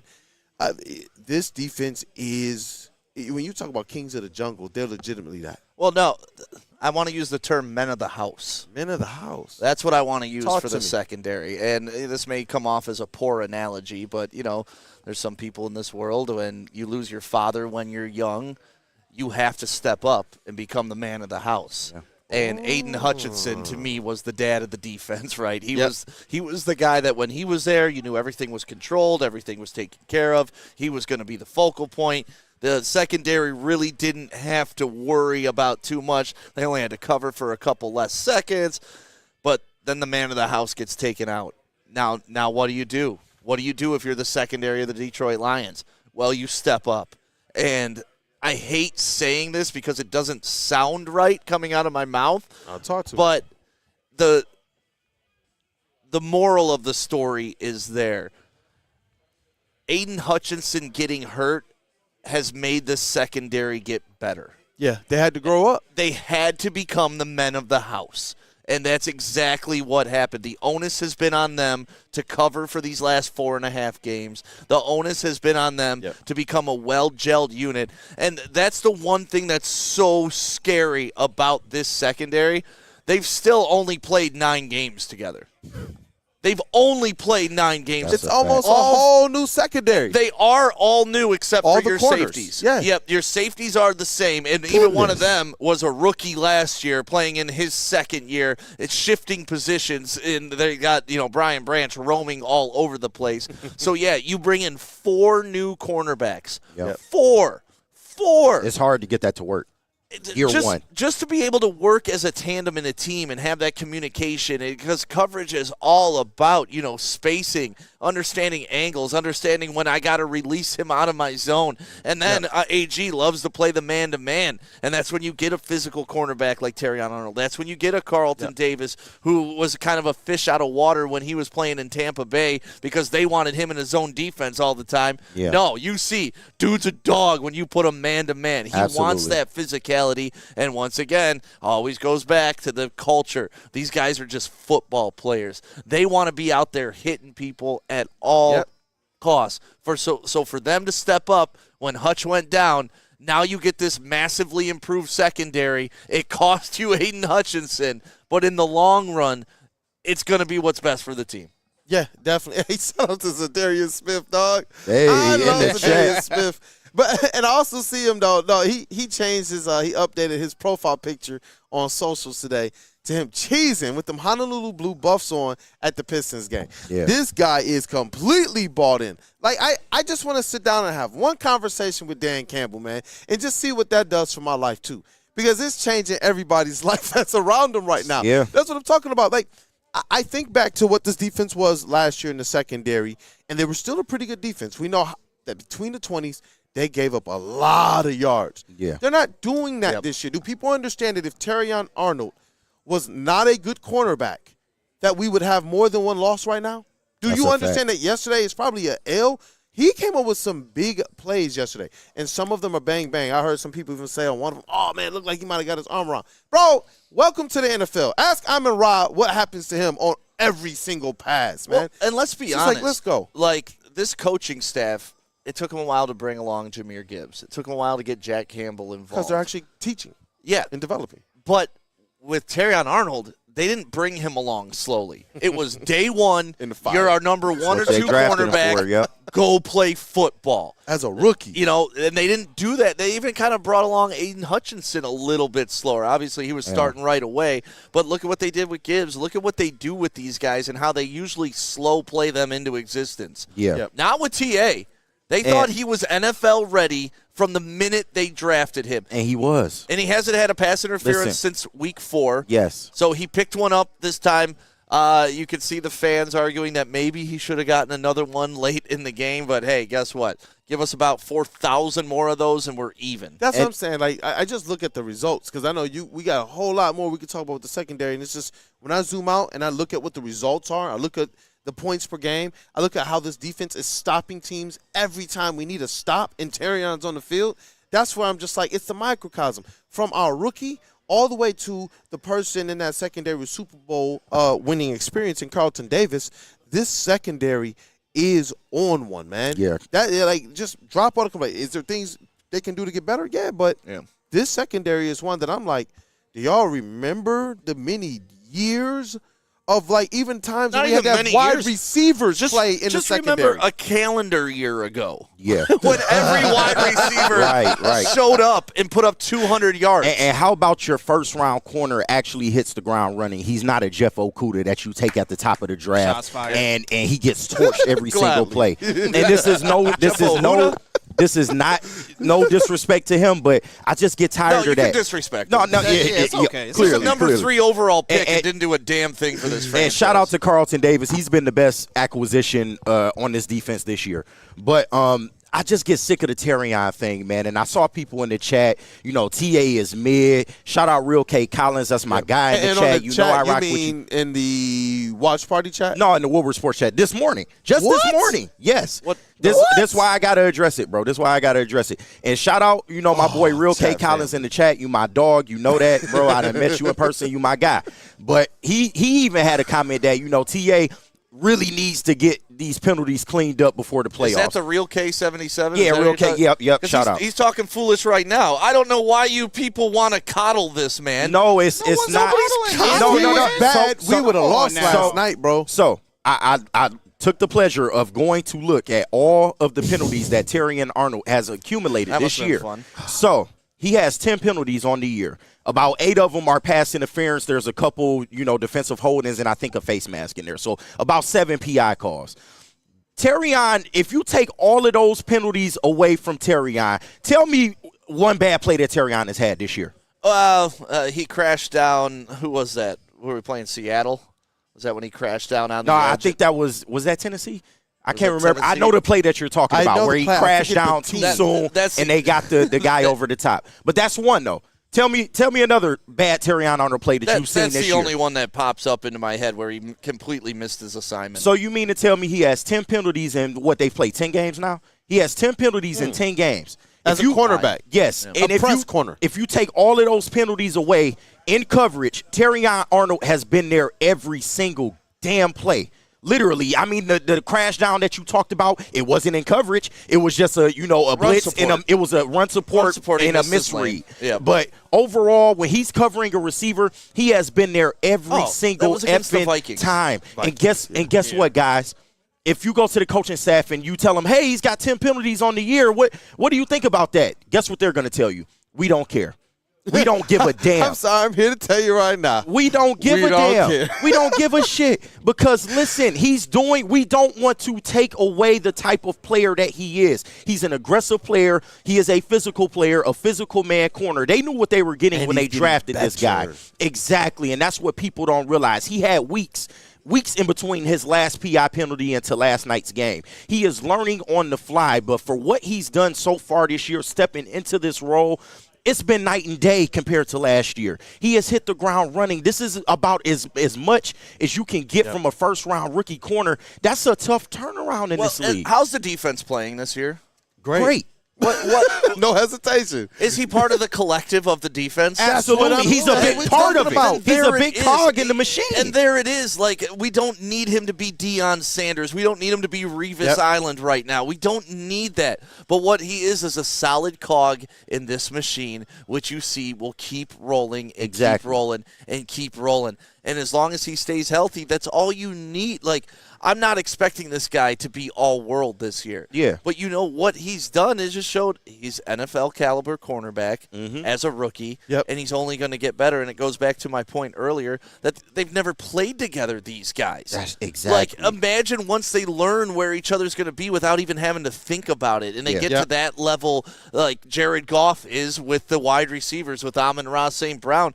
Once they have that level of communication in the secondary, it's going to be curtains, and we're going to see this kid just be even more powerful because the league's going to adjust to him, too. Yes. His physical play. You've already seen it first 4 weeks. Every time he touched a guy, flag, flag, flag, flag.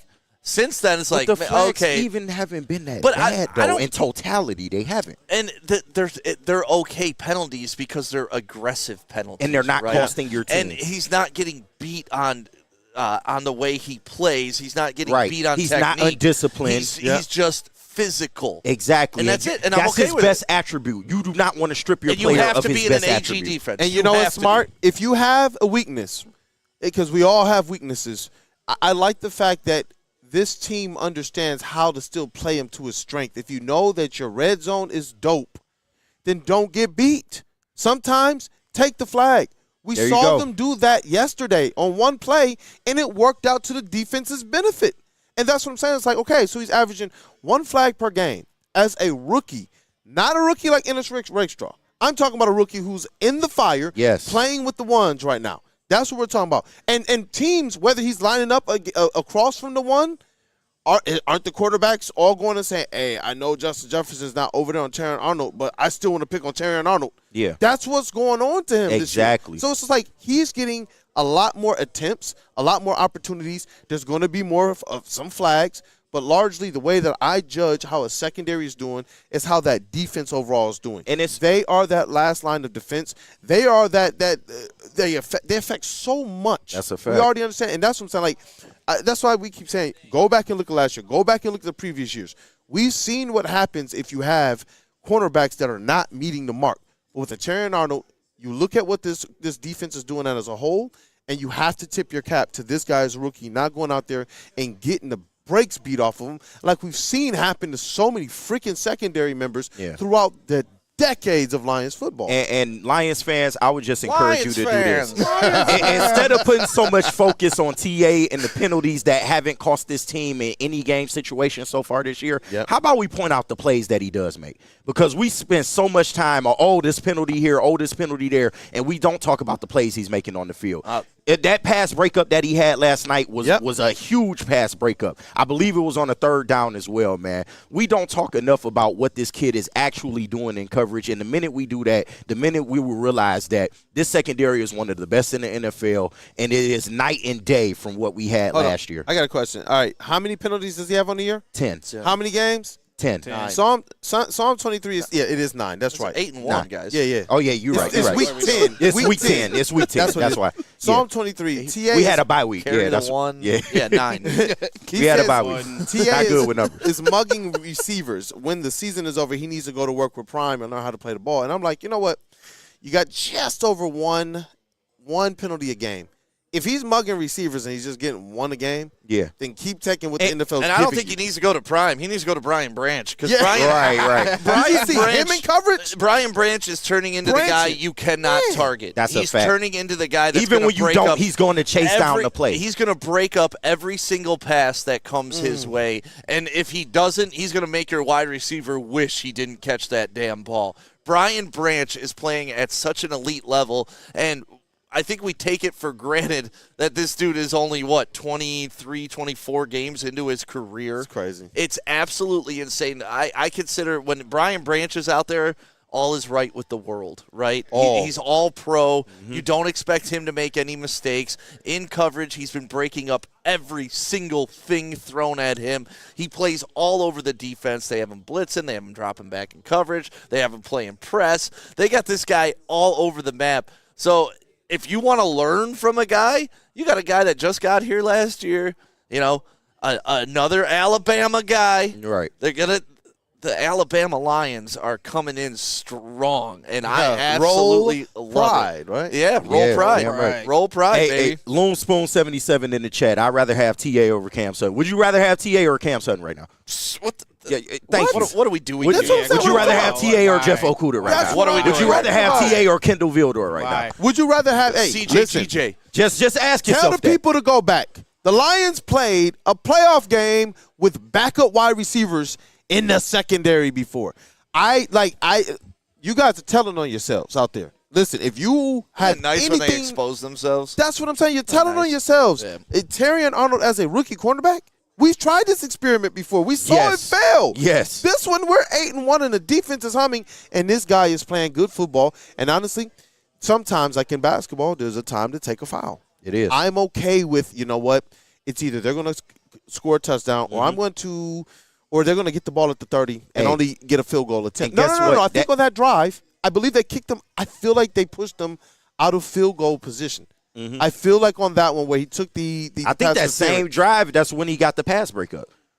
But like I said, when those penalties are coming in the first and second quarter and they're not coming with 13 seconds left and you're driving down the field in the fourth quarter, like what are we talking about? What are we talking about? Carlton Davis, Brian Branch, Amik Robertson. This secondary is great, Kirby bro. Joseph. They are great. And if he's coming back, And they, this is getting they're adding nasty. more Dirty to pieces.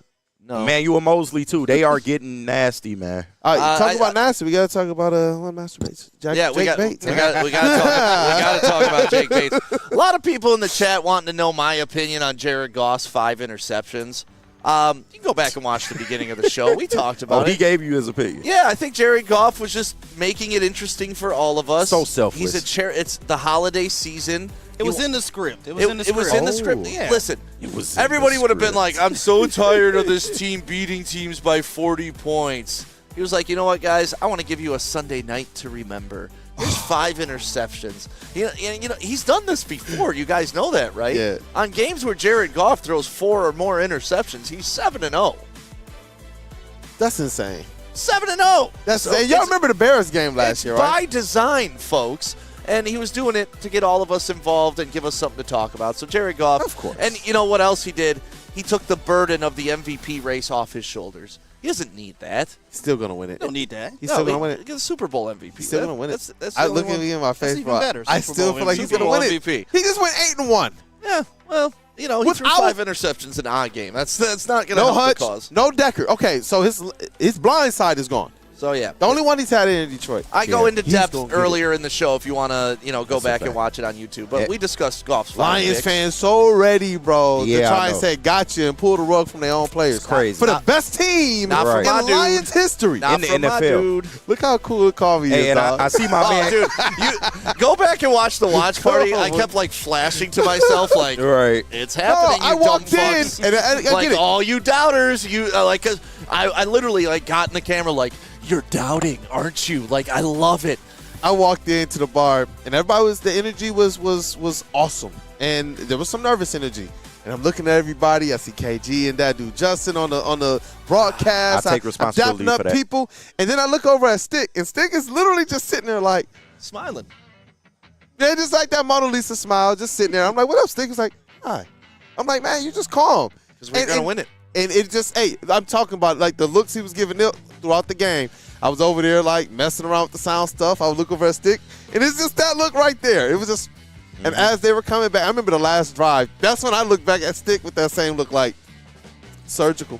I tell you, it's surgical. That's Jared Goff, man. It's happening. We got to talk about Jake Bates in the next do. segment. KG, What up? I'm happy for you for this next segment. Hey, I brought you TA. I brought you Jake Bates. What more do you want from me, bro? I I'm love doing my TNA. job over here. I brought you to win last night. There were shows last season. I was like, dog, when we were covering this thing in February and then when we saw Jake Bates going, there were shows last season where I was like, man, KG gonna cry if we don't get a kicker, dog. Yeah, bro. He was like, Dan, stop, please. Listen, I took flack for when I said when Money Badger got hurt, it was part of God's plan. And listen, I know it sounded terrible at the time, but look, are you not entertained? Rest up, my man. Are you not entertained? And my man, Jake Bates. my man in the chat, stop Bates, trying to get off that I'm Jake James Bates. Houston's cousin, bro. I'm not. So you keep trying to get that shit off. Shout out to my mans in the chat, though. What'd you say, Calvin Shepard? Yeah.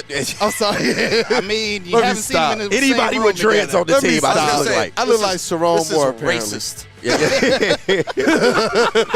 look like Tim Toon. Let's go to break, too. man. Tim Toon. Remember Tim Toon with the braids? Yeah, What's Tim Toon? No. A white guy with the braids? I actually do remember that. That is wild. Didn't somebody in the XFL You're had the black that too? Tim Toon. The black Tim Toon. We should have Man, a go segment. to break, y'all. Y'all is tripping, dog. What's the what Y'all bills are keep we trying to paying? get this shit We on. got Mark White. Mark White. Speaking of whites, Oh, my God. I didn't mean to tee that At up. least you're like not that. like Neil. Neil only prefers the whites. Yeah. He's been on document saying he only prefers the whites. I've heard I'm the stick of black guys. yeah. There you go. I'm sorry about your penis. So, Mark White. Mark White, everybody. Mark White. Gonna do you right. Yeah, you're buying or selling your house. Mark White gonna make it easy on you. Interest rates miraculously went down last week for some unknown reason. So it may be time for you to get into your house or maybe refinance. Mark White can help you out with it. They will save you 5 G's on your closing costs. Mark White, they gonna get you right just like the Lions did last night. Victory Monday. Let's go. Jared Goff. That's your guy. Jared Goff. Jared Goff. Jared Goff. Jared Goff. Jared Goff. Jared Goff. Jared Goff. Jared Goff. You're an ugly guy.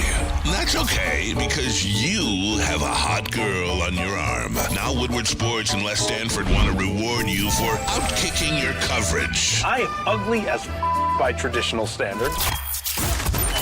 That's right. If your significant other's hotter than you can win tickets to the Thanksgiving Day game in Detroit. So find the best pic of her with the average-looking you and post it on X or Instagram. You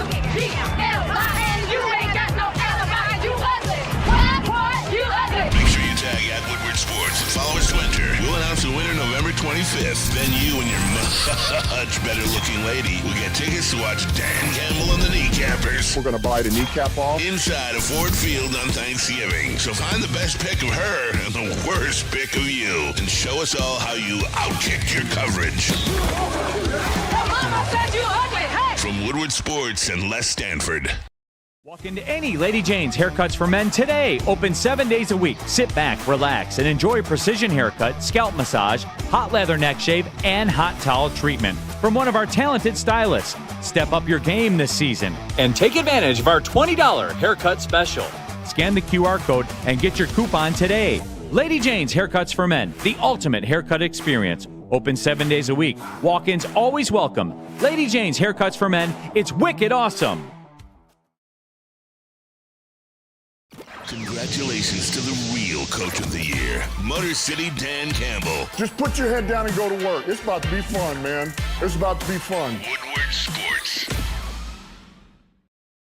Feldman Chevrolet, Michigan's #1 Chevy dealer, is kicking off the game with the best prices on all cars, trucks, and SUVs, like this 2024 Silverado for just $296 a month, or this 2025 Equinox for as low as $371 a month.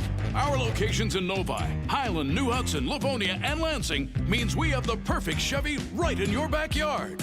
Get the home team advantage every day at Feldman Chevrolet, Michigan's #1 Chevy dealer.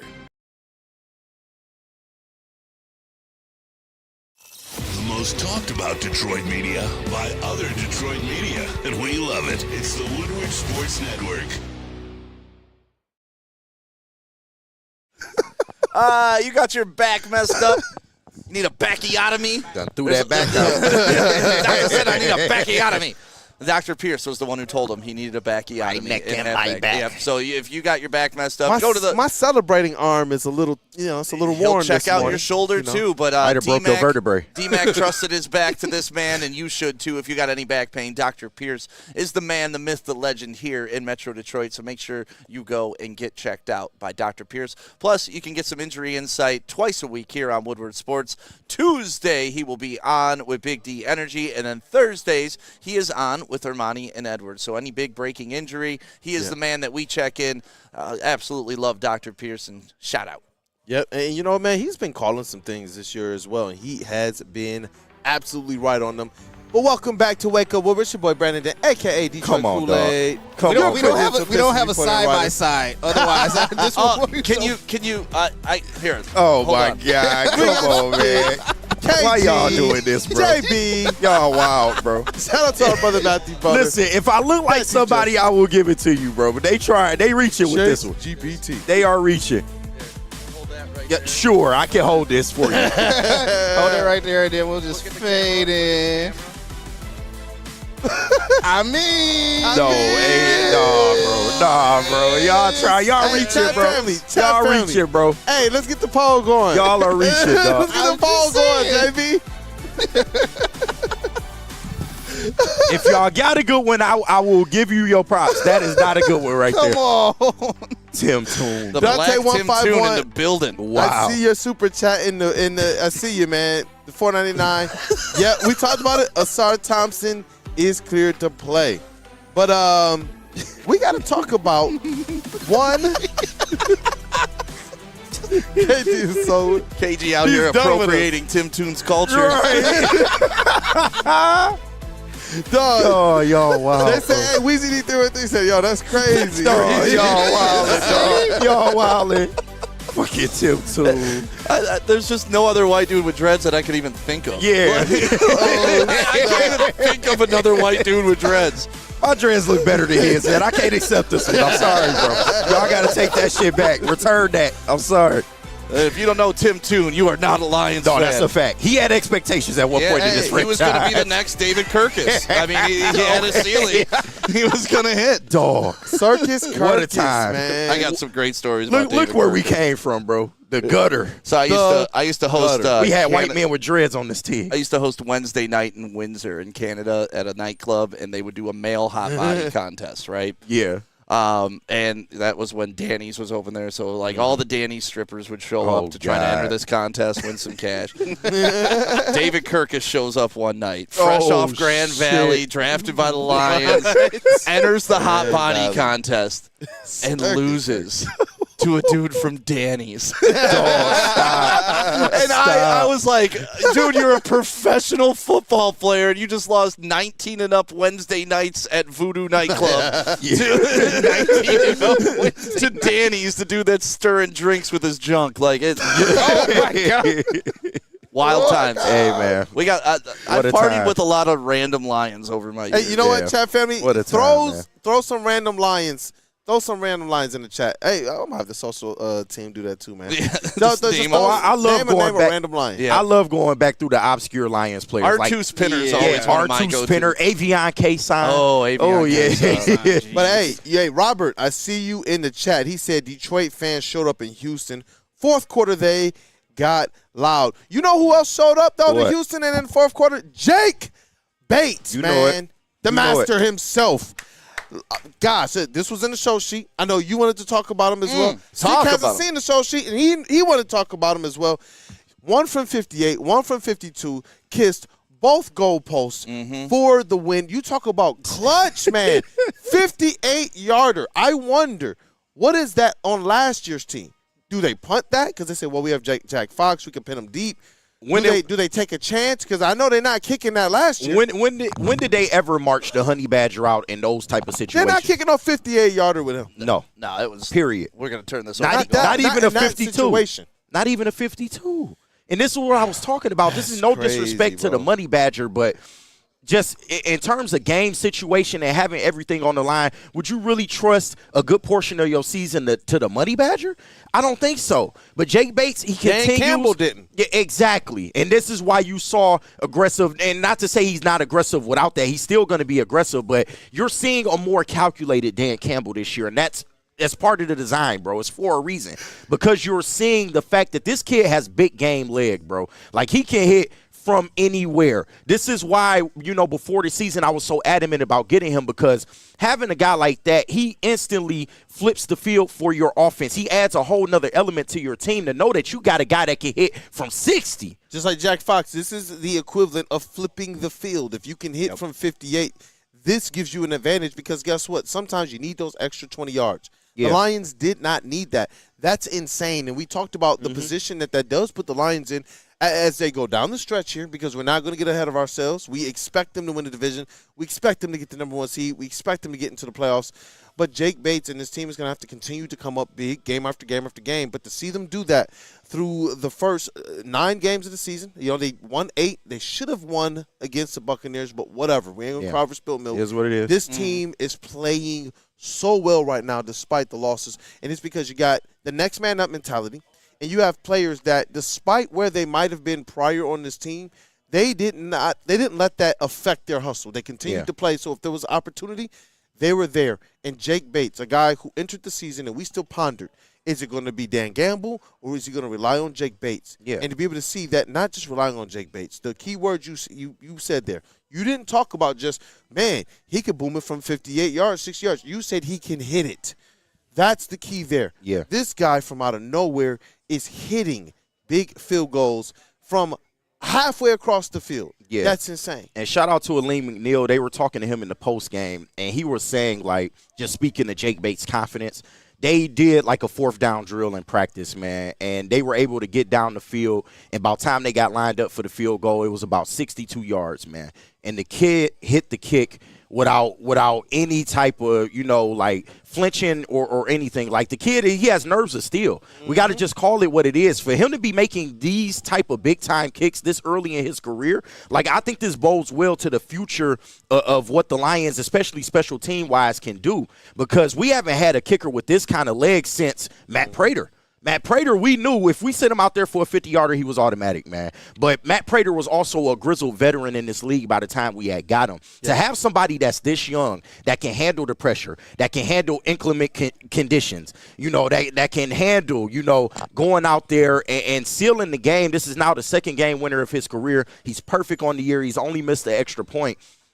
And all the talk that you had in training camp about this guy, oh, he's missing kicks, oh, he's doing this, he's doing that, you just had to have confidence and you had to stay the course because the proof was there. We saw the footage in the XFL. Yep. And I understand the XFL is a different game, or the UFL, sorry.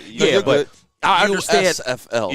It's all combined now. It's the UFL. And I know that's a different game than the NFL level, but every check mark that you have wanted to see this kid hit, he's done it. He's kicked in front of big crowds. He's kicked in inclement weather. He's kicked outdoors. Mm-hmm. He's kicked in big game situations. What more do you want from him? So you mean now he has adopted the identity of one Dan Campbell of being a narrative buster, because there were a bunch of narratives about Jared Goff. He can't play outdoors. Yeah. Hey, he's playing outdoors. I heard Jake Bates that everything he did was in a dome and that he's going to struggle outdoors. But this, to me, it speaks to the assessment of this organization, how they look at their players, because they didn't just go and give them a try-it deal. They went out there and they signed them up for a couple years to say, here's your guaranteed bread. Get to work right away. And so it's like they knew what they had. I know that all of us, we were sitting here wondering, is he going to be able to be that type of a player? I didn't know we were getting the guy who was going to be able to boom a near 60-yarder for a game winner. I'm talking about a Dan Campbell who's only been Dan Campbell the entire time he's been here. Mm-hmm. And now the first time he has this big leg kicker who hasn't proven anything coming into the season, he's actually utilizing him. Yeah. It's just like, they knew what they had, and I'm glad that they go and they turn over every single stone. Even looking at, sometimes it doesn't work out, but looking at guys like a Matthew Betts, turn over every single stone. If they're doing amazing things in their respective leagues, I am so glad that they are taking a look. And some of these players have panned out. You know what Jake Bates does for me? It gives me some internal peace. Talk to me, man. It brings things a little full circle in life, because I'm a firm believer in you can't have it all. If something's going well in your life, there's going to be somewhere else that's probably not going as well as you want. Unless you're Dan Campbell. And that's the way I used to look at the Lions football team. Like, hey, when Stafford was here, well, we got Megatron and Stafford. We got a great offense. Defense would be crap. Oh, okay. The year we had a good defense, the offense didn't pull their weight. Peanut butter, no jelly. We had we had Jason Ham, Hansen. no burger. We had Jason Hansen, one of the best field goal kickers of all time. Really couldn't get him in any time to kick a important field goal at any point in his career. They sucked. Jason Hansen was the man. They sucked. But now the Lions have the offense. The Lions have the defense. They have the punter. Mm-hmm. They have the return game. And they have the field goal kicker.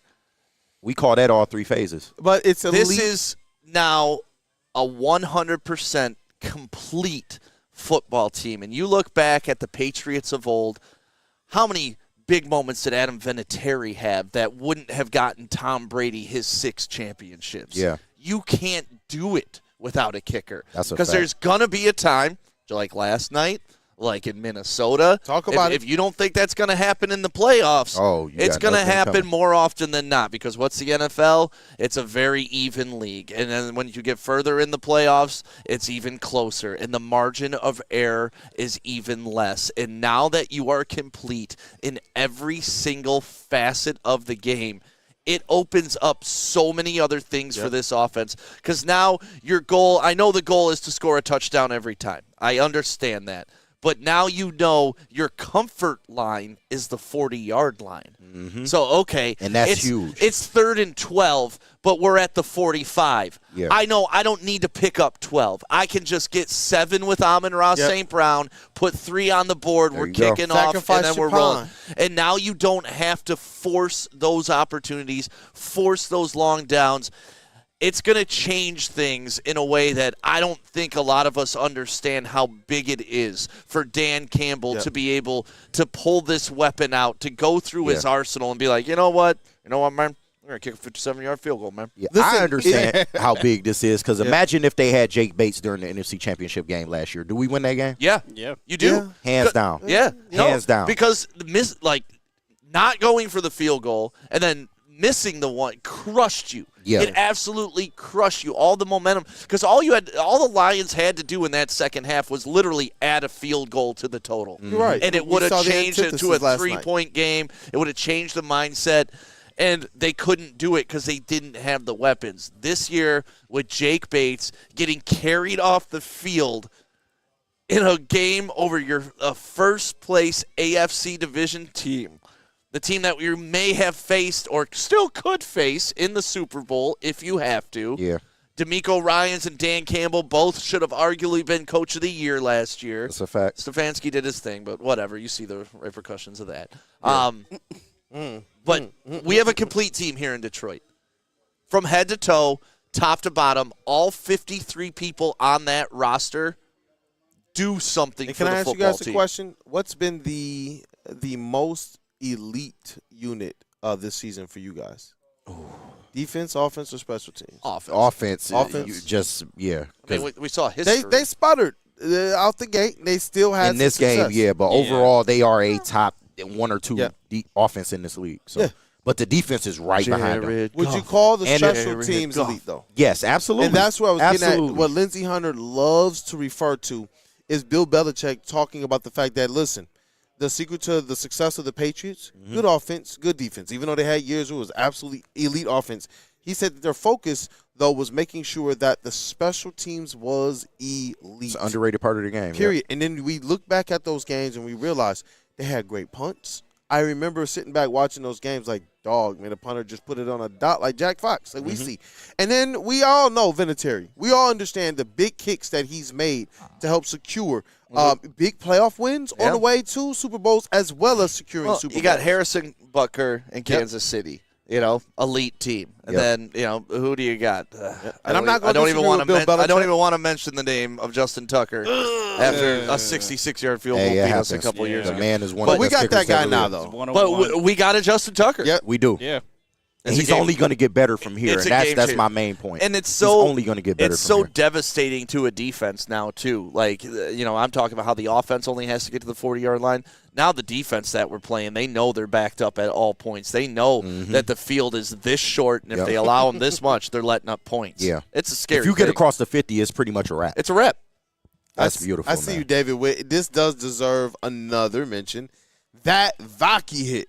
Yeah. It's taken out, like he was being blocked, and then you could tell there came a moment where he realized, okay, the runner's going to cut this way, and he turned being blocked into, I'm just picking you up, and then I'm going to go and get you the ball carrier too.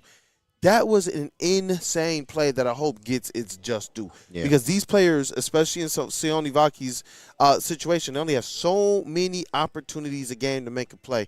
And to see that each one of these guys are stepping up when they have that chance, that's amazing. That's why when Aiden Hutchinson goes down and a couple other players on your defensive line goes down, or on the offensive line, we're still seeing players be able to step up and this team be able to have the success that we expect. Like, they're winning. I don't even know if people had this. A lot of people had this game penciled as a loss to start the season. I did. And how many people would have had it penciled in as a loss without Aiden Hutchinson? Yeah. And with your quarterback throwing 5 picks.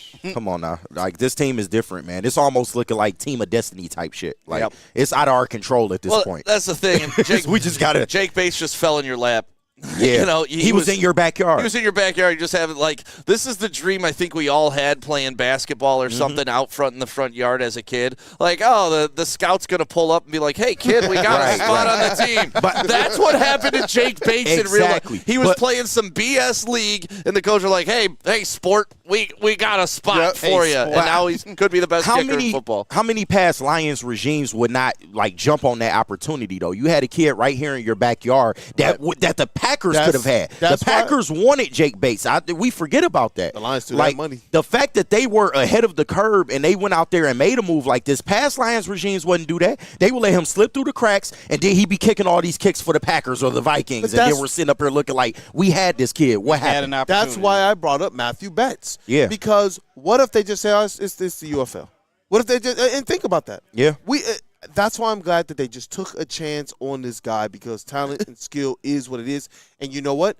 It shows that it fits what Brad Holmes says. We're not looking at what other people are looking at. We have our own model of how we're going to assess these players and what we're seeking to see out of these guys on our football field and in our locker room. So, yeah, I'm caught up in all these old school lines. Yeah, people are dropping gems. Jake Bates deserves his flowers, but so do some of these names. I mean, Kalimba Edwards, Paris Lennon, Ernie Sims, Kevin Smith, Ernie Sims, DeAndre Levy.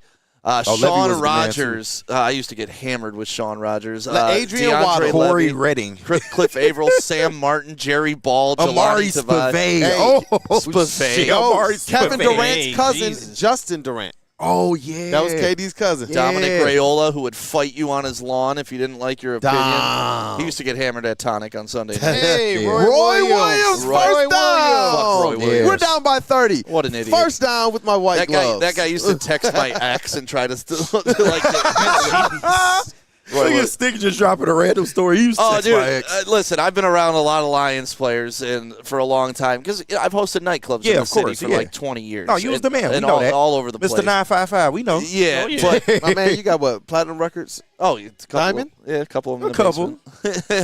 But either Tabor. Wow, Chris Claymore. But either way, some of these guys would come out and you'd be like, man, that's one of the coolest dudes you ever met. Some of these guys would come out and you'd be like, that's a complete asshole. So, like, Hey. remember Teddy Lehman? Oh, yeah. Louis Delmas. Louis the Missile. Lee Bodden. Lee Bodden's a great. That's a deep Jeff cut. Backus.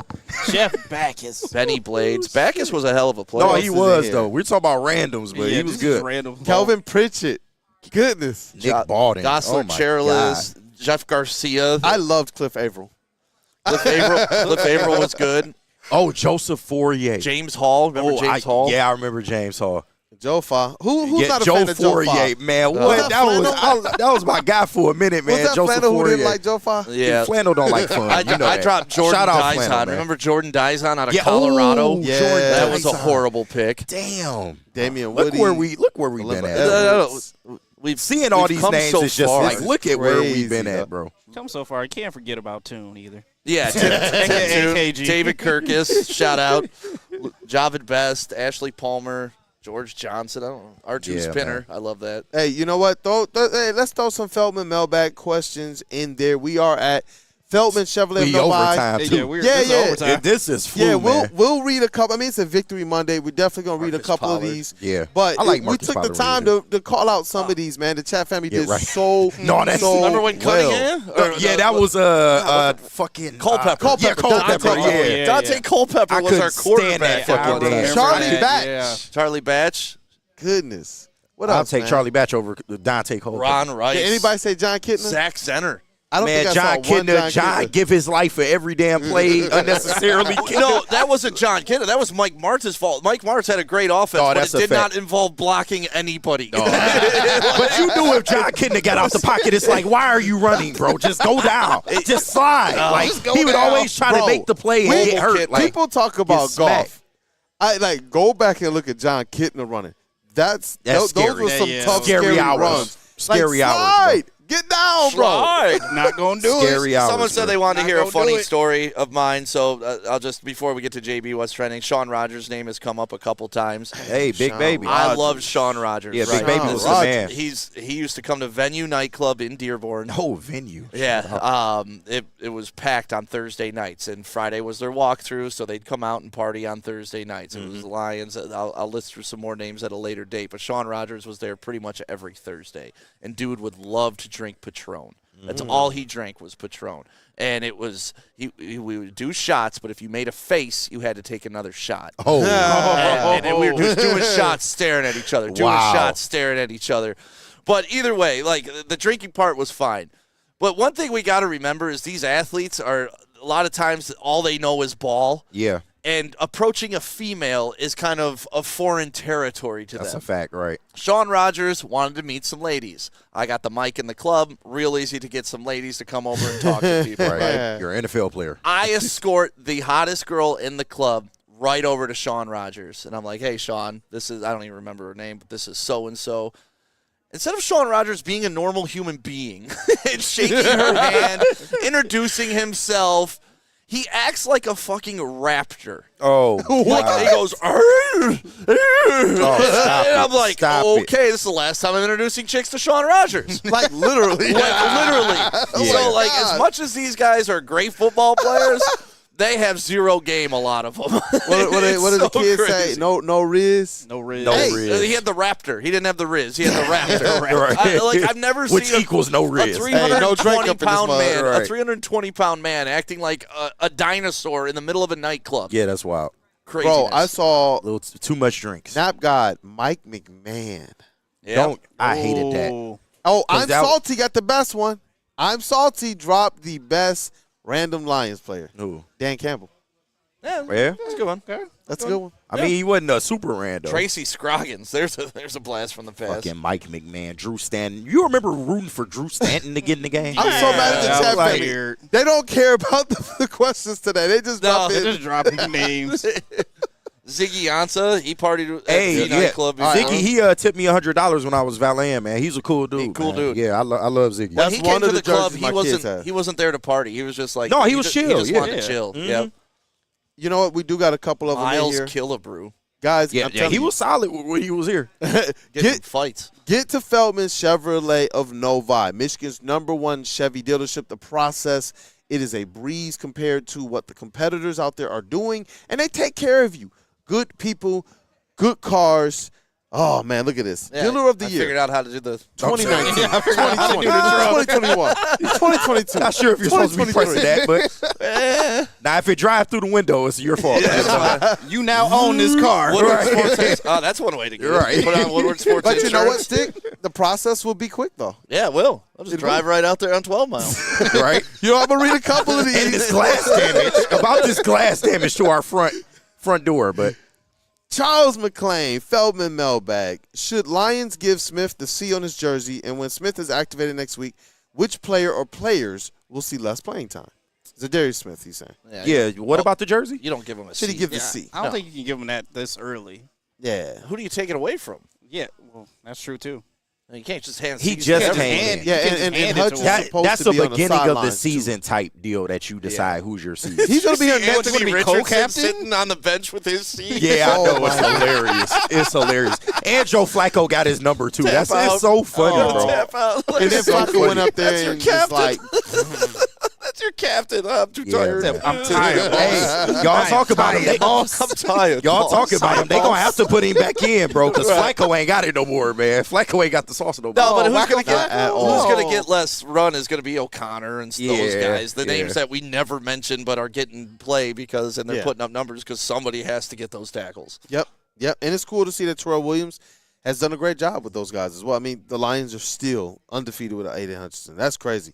Big Con 51, Feldman Mailbag. Shout out to Jamison Williams, Alabama brother. Yes, sir. Mechie having a big game after everything he has been through. I mean, they really haven't been through a lot, Yeah. let's be honest. Like, what has he been through? Didn't he get shot? Or was that Who, that was J-Mo? No, No, I thought you saw Mechie. Mechie. John Mechie. Oh, John Mechie. Mechie. No, Mechie ain't the one that got shot. No, though. No, that's no. you're That thinking was Ricky Pearsall. Ricky No, there Pearsall. was a player on the Texas I thought got shot too. But maybe I'm wrong. Maybe I'm wrong. I know Joe Mixon smacked a chick, punched her right in the face. Yeah, he did. Yeah. Golly. That he did. Right in the face. She Pat punched him Swilling. first. Yeah. Chris Durham, Equal lefts and rights. Joe Dahl. Man. Carryon Johnson. Oh, I hated Carry On, man. He never, bro. was supposed to be Our good. Lions running back room for a period was just not Kevin Jones, Kenny Kevin Galladay. Smith. Shout out David Just Witt. not Out it. of UCF, Kevin Smith. Yeah, Mikael LaShore. Oh, he has You ever read cancer. his line on Mikael LaShore? Sad story, but I actually do have a signed Carryon Johnson helmet from Auburn. Carry On never did That's it. man. awesome. Amir Abdullah. You got to go to Auburn God. to sell it, though. Yeah. That's the only place that That's holds the value. only place that anyone wants Yeah. that helmet. Oh, man. Dan Orlovsky. Who Yeah. put that one in there? He ain't a random. He's known. Yeah. He's known around these parts, man. Good job. Still don't understand why you let, Big Mike Williams hasn't been brought why up. you let Jared Allen run. BMW, baby. Big Mike Williams. Mike Williams. He only got screwed because Maurice Claret. Zach Any Zinner. wide receiver named Mike Williams is just bound not to pan out. Dude, Yeah. They just all don't I work mean, out. at least they hit on There's been Mike so Williams. many Mike Williams receivers that are garbage, They bro. have It a just is spark what and then it they is. just fall off. Mike Williams. They're like the antithesis, man. To, Mechie had cancer. Oh, it was Tank Will Dell that Smith. was shot. Tank Dell was shot. They say he's dealing with cancer, leukemia. John Mechie. Oh, damn. Okay. Yeah. Yo, prayers up for him, man. Yeah, Mechie had leukemia. That's Eric Allen. Terrence Wiseman and some others put it in there. So Look at Stick talking about some he ain't went through nothing. The man got cancer. Yeah, it's getting a little long in the tooth, man. Did I say he hasn't been through anything? No, I thought you were referring to Mechie. You thought we were talking about J-Mo. Yeah. Oh, yeah. I thought you were talking about J-Mo. Oh, like, okay, yeah. Like his suspension. Like, look at he's Stick. been through things. Like, He ain't been through nothing. yeah, no, I was Been through the storm. I was referring to J-Mo. George Wynn. Oh, shout out That's to a him, great man. pull. Ooh, yeah. That's a great pull. Theo Reddick. Man, you know what? Hey, we go. Theoretically. Theo Reddick. Theo Reddick. Okay. He's staring at us, y'all. Who, Theo Reddick? No, the president. Get your shit and get out. The president is looking at I want to us run right and pick now. up a, I You gotta can't pick kick up a us out of coffee. Feldman, Theo. I got to go get a coffee. You know man. what? I'm dying. Anything else you want us to read before the end of this show, Mr. JB Smooth? No, I think we're good for right Make now. sure you get your Get off outkick your the air, coverage man. entry in. Outkick your coverage. We Do it. starting it this morning. Tag your picture on X and Instagram, Woodward Sports. You could be going to the Thanksgiving Day game.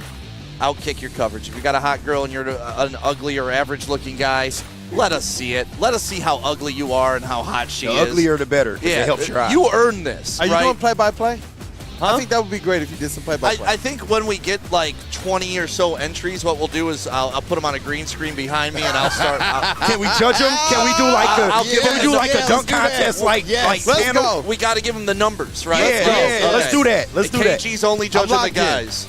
No, that's not true. You're That's not true. you're Sorry, designated that's not guy. true at all. I'm locked Listen, in. Black Tim Toon, you're gonna do this whether you like it. Look at the disrespect I got to take the Black Tim Toon. Wake up, Woodward. Victory Monday. Feldman Chevrolet Hey. Kool-Aid. Love you, buddy. Love you, JB, brother. This was a appreciate show. you showing Flannel, up we love early. you, bro. We love you, brother. KG, Flannel. Love you, Flannel. Get better. Yes. Yes, sir. Hey, it's been a show, man. Merry Christmas, Detroit. We stole one last night. Brandon Dan K, Detroit Kool-Aid, your credential pistol reporter and writer for the network. Stick. This is just the man, the legend, Credentialed at nothing. boss guy. Talking shit. Credentialed at having a sports Credentialed network. shit talker. That is credentialed. Shit talker. KG in the sound space. What up, Know what brother? it Great is. show. Hey, great show as always, man. Shout out to the team. Love y'all. Flannel, we think about you. Get better, Yes, man. sir. Can't wait to get you back. And yeah, let's keep this shit rolling, man. The Lions are. 8-1, bro. Tahir Whitehead. There's a random Got bold you. player. JB Smooth, WUW Sports MVP in the TD space today. What up, though, brother? You better be glad it ain't a Tuesday. Hey, another Victory Monday. Tuesday is approaching, though, but another Victory Monday. Flashed him, too. Sorry. I had to. Look, KG and Tim Toon. Like, Not at all. Not even close. Bro. Just saying. We're brothers. Just saying. No. We're happy Not and even we're close. singing and we're colored. Y'all make me on my Muhammad Ali. I'm pretty, man. What are you talking about? I'm pretty. Hey, you know what? Compare me to him. That dude, Justin. Chase GPT, a.k.a. Cavassier Chase. And our brother, Matthew Butter. We love All right. y'all. You're using up my Smash music that bed. like Come on button. now. Let's go. That's 3 music beds. All Let's right. go. David Witt says his girl's way better looking than him. So Prove it. Get in the contest. Yeah, Outkick your coverage. Prove it. Big D Energy up next. I'm going to get a coffee. We're slap happy. We've been up till like 2 a.m. Then we're here. Yeah. Go Lions, Peace. man. Feldman. Got home Bye. at 3 last night. How excited are you next week to join this defense? I know you can't wait. Man, very excited. I was just talking to Coach, man. I can't wait. I hate that he gave me this week off. Obviously, I didn't want it. That's something that they wanted for their players, and that's what I love about this football team because they care about their players. And actually, he was a player, so he understands what's going on. Was there part of you, though, saying, hey, Coach, I can go. I'm good. I can give you like 10 rushes tonight. I did, but obviously he wanted me to take the week off because it was a bye. I haven't had one. And then I actually stay in Florida, so, we had the hurricane in Florida. I wasn't able to get home, but he told me to give me 2 days, and I actually went.